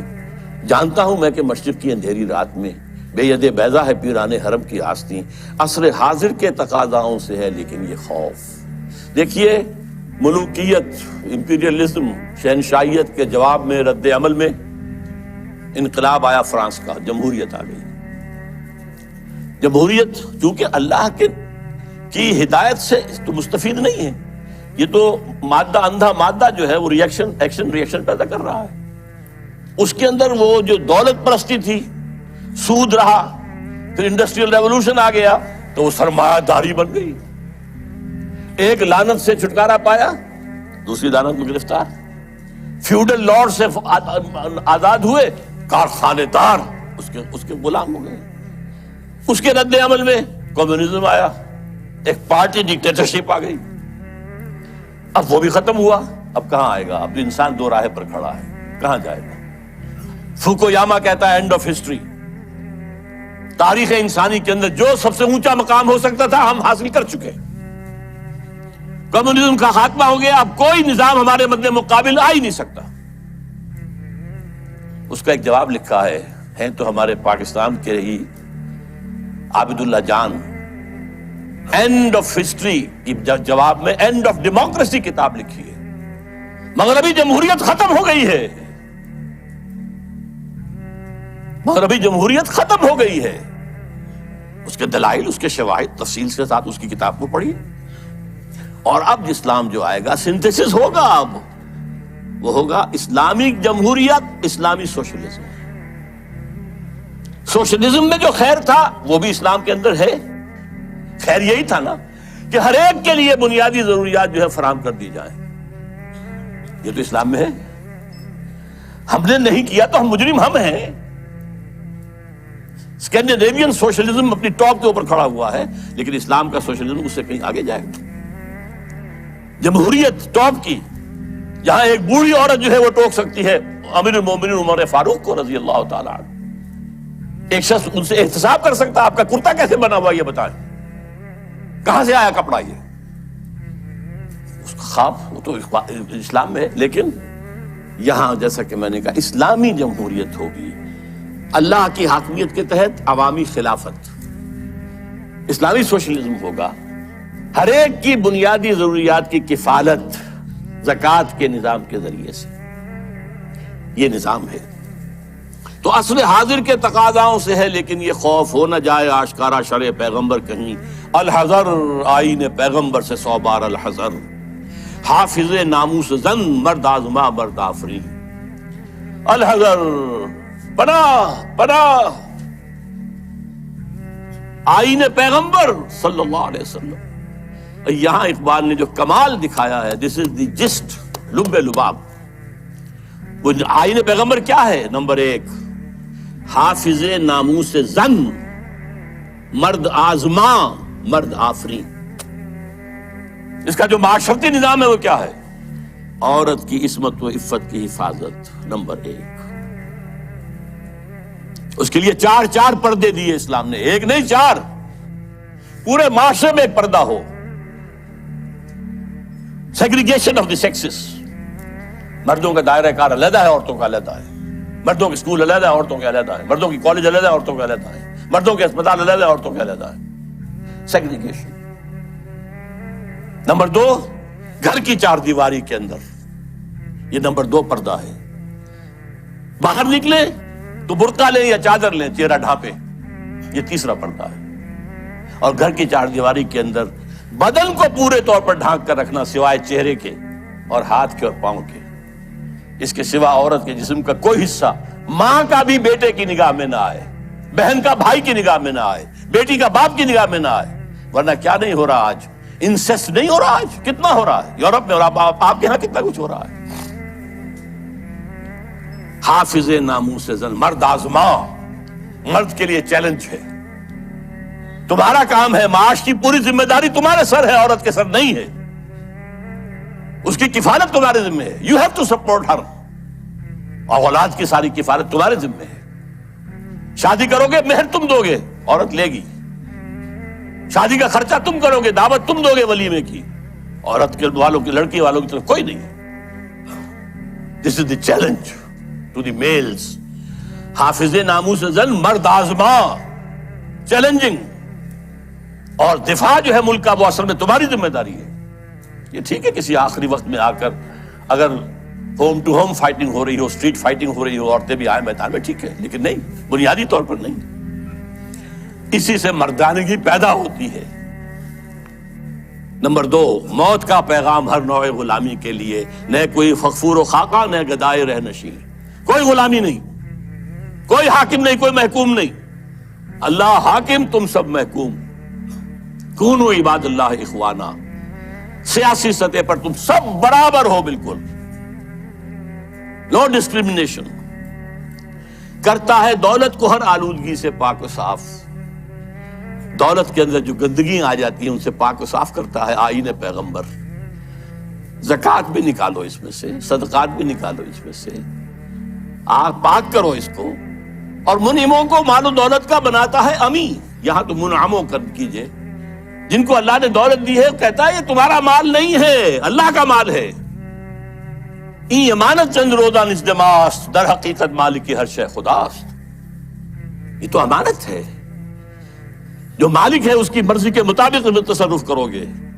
اور اس سے بڑھ کر کیا فکر و عمل کا، اس سے بڑھ کر اور کیا فکر و عمل کا انقلاب. بادشاہوں کی نہیں، اللہ کی ہے یہ زمین. دیکھ خدایا یہ زمین تیری نہیں، تیری نہیں، تیرے آبا کی نہیں، تیری نہیں، میری نہیں، اللہ کی زمین ہے. اصول کیا ہے؟ کوئی بنجر زمین کہیں پڑی ہے، جو اس کو قابل کاشت بنا لے گا وہی مالک ہو جائے گا. اور اگر کاشت نہیں کرے گا، 3 سال اگر گزر گئے تو ختم، ملکیت ختم. اور جس کی زمین ہے خود کاشت کرے. یہ میں پہلے بیان کر چکا ہوں. امام ابو حنیفہ، امام مالک دونوں کا موقف ہے. اب کیا کہہ رہا ہے دیکھیے. چشم عالم سے رہے پوشیدہ یہ آئین تو خوب. یہ آئین انسانوں کے نگاہوں کے سامنے آنا نہیں چاہیے. اسے روکو. ذرا سی جھلک دکھانے کی امید ہو گئی افغانستان میں. اس ابلیس اور ابلیس کے چیلوں نے نپ دی ایول ان دی بٹ، ختم. جھلک ہو گئی تھی، تھوڑی سی جھلک تھی. پورے افغانستان میں امن و امان ہو گیا تھا. یہ غنیمت ہے کہ خود مومن ہے محروم یقین. ہمارے لیے یہ بات ہے قابل اطمینان کہ مومن ہی کو یقین نہیں ہے کہ میرے پاس یہ نظام ہے، یہ نظام واقعی اچھا ہے. یہاں تو کہتے ہیں سود کے بغیر کوئی نظام چل ہی نہیں سکتا، معیشت کا کوئی نظام ممکن ہی نہیں ہے. یہ ہمارے ہاں سب کہتے ہیں. وہ سارا نظام جو ان کا جو ہے وہ جادو وہ ہے جو سر چل کر بول رہا ہے. یہی بہتر الہیات میں الجھا رہے یہ کتاب اللہ کی تعویلات میں الجھا رہے، اسی میں لگائے رکھو اسے، اس میں یہ مفہوم اور اس کے اندر یہ مفہوم اور اس میں سے نکالو اور بال کی کھال اتارو، اس میں لگائے رکھو، توڑ ڈالے جس کی تکبیریں تلس میں ششجہات، ہونا روشن اس خدا اندیش کی تاریک رات۔ یہ خدا کا تصور رکھنے والا جو ہے، اس کی رات جو تاریک ہے وہ کہیں روشن نہ ہو جائے، صبح نہ طلوع ہو جائے، کیونکہ پھر اس کی تکبیریں جو ہیں ششجہات، 6 جو ڈائمنشنز ہیں ان سب کو جو ہے توڑ کے رکھ دے گی۔ اب وہ مسائل کیا ہیں جن میں الجھاؤ؟ یہ اقبال کے خاص زمانے کے مسائل تھے۔ ابن مریم مر گیا یا زندہ جاوید ہے؟ حضرت مسیح فوت ہو چکے، سولی چڑھ چکے، یا نہیں آ کر کشمیر میں دفن ہو گئے، یا کیا ہوا؟ ابن مریم مر گیا یا زندہ جاوید ہے؟ ہیں صفات ذات حق حق سے جدا یا عین ذات؟ یہ میں پہلے گنوا چکا ہوں آپ کو۔ آنے والے سے مسیح ناصری مقصود ہے یا مجدد جس میں ہوں فرزند مریم کے صفات؟ وہ جس کے آنے کی خبر دی گئی ہے وہ وہی عیسیٰ ابن مریم ہوں گے، مسیح ناصری، جیزس آف نازرت، یا یہ کوئی مجدد ہوگا جس کے اندر مریم، فرزند مریم کے صفات؟ یہ سارے مسائل اس زمانے میں قادیانیت نے بڑے زور اور شور کے ساتھ کھڑے کیے ہوئے تھے۔ آج آپ نہیں جان سکتے جس قدر یہ چیزیں جو ہیں مسلمانوں میں، کم سے کم ہندوستان میں اور خاص طور پہ پنجاب کے اندر، جس تیزی کے ساتھ یہ پروان چڑھی ہے، اور قادیانیت جو ہے جنگل کی آگ کی طرح پھیل رہی تھی اس وقت۔ اس لیے کہ غلام احمد قادیانی نے کچھ مناظرے سر کیے تھے، کچھ عیسائیوں کو شکستیں دی تھی، کچھ آریاؤں کو شکستیں دی تھی، وہ سب کے جو ہے آنکھوں کا تارا تھا۔ خود اقبال نے تعریف کی غلام احمد قادیانی کی، لیکن پھر اس کے بعد ان کو کافر قرار دیا، اور جب انہیں پوچھا گیا کہ یہ کیا معاملہ ہے، آپ نے پہلے تو تعریف کی تھی، تو کہا only stones do not change. یہ فتنے ان کے اٹھائے ہوئے الفاظ ہیں اس وقت میں۔ ہے کلام اللہ کے الفاظ حادث یا قدیم، امت مرحوم کی ہے کس عقیدے میں نجات؟ کیا مسلمان کے لیے کافی نہیں اس دور میں یہ الہیات کے ترشے ہوئے لات و منات؟ تم اسے بیگانہ رکھو عالم کردار سے، تاب سات زندگی میں اس کے سب مہرے ہوں مات۔ خیر اسی میں ہے قیامت تک رہے مومن غلام، چھوڑ کر اوروں کی خاطر یہ جہان بے ثبات۔ ہے وہی شعر و تصوف اس کے حق میں خوب تر، جو چھپا دے اس کی آنکھوں سے تماشائے حیات۔ ہر نفس ڈرتا ہوں اس امت کی بیداری سے میں، ہے حقیقت جس کی دی کی احتساب کائنات۔ مست رکھو ذکر و فکر صبح گاہی میں اسے، مختتر کر دو مزاج خانقاہی میں اسے۔ یہ اس کی آخری جو ہے ہدایات ہے۔ میں اس کے ساتھ ہی ابلیس کا فرمان اپنے سیاسی فرزندوں کے نام وہ بھی لے کر آیا تھا، لیکن اب وقت نہیں ہے۔ اب جو دوسرا حصہ تھا میری گفتگو کا، وہ جماعت جو بنانا چاہتے تھے علامہ اقبال، وہ جو میں بیان کر چکا ہوں، ایسی جماعت جس میں پریکٹسنگ مسلمز ہو، اسلام کو پہلے اپنے وجود پر نافذ کریں پھر میدان میں ہے، اور بیعت کی بنیاد پر، امارت کی بنیاد پر نظام ہو۔ یہ الیکشن کے ہنگامے جو ہیں، جس کو اقبال نے کہا ہے کہ یہ کھیل جو ہے، یہ سارا جو انتخابات وغیرہ کا ہے، اس سب سے ہٹ کر ایک انقلابی جد و جہد جو ماخوذ اور مبنی ہوگی منہج انقلاب محمدی پر صلی اللہ علیہ وسلم، جس طریقے سے حضور نے کیا ہے، اس کے مطابق انقلابی جد و جہد کا برپا کرنا، یہ ہے اصل میں وہ ضرورت جس کے تحت بہرحال ہم اپنی سی کوشش کر رہے ہیں۔ آپ بھی سوچئے، غور کیجئے، فکر کیجئے۔ اللہ تعالیٰ مجھے اور آپ کو خیر کی توفیق دے۔ اقول قولی ھذا واستغفر اللہ لی ولکم ولسائر المسلمین والمسلمات۔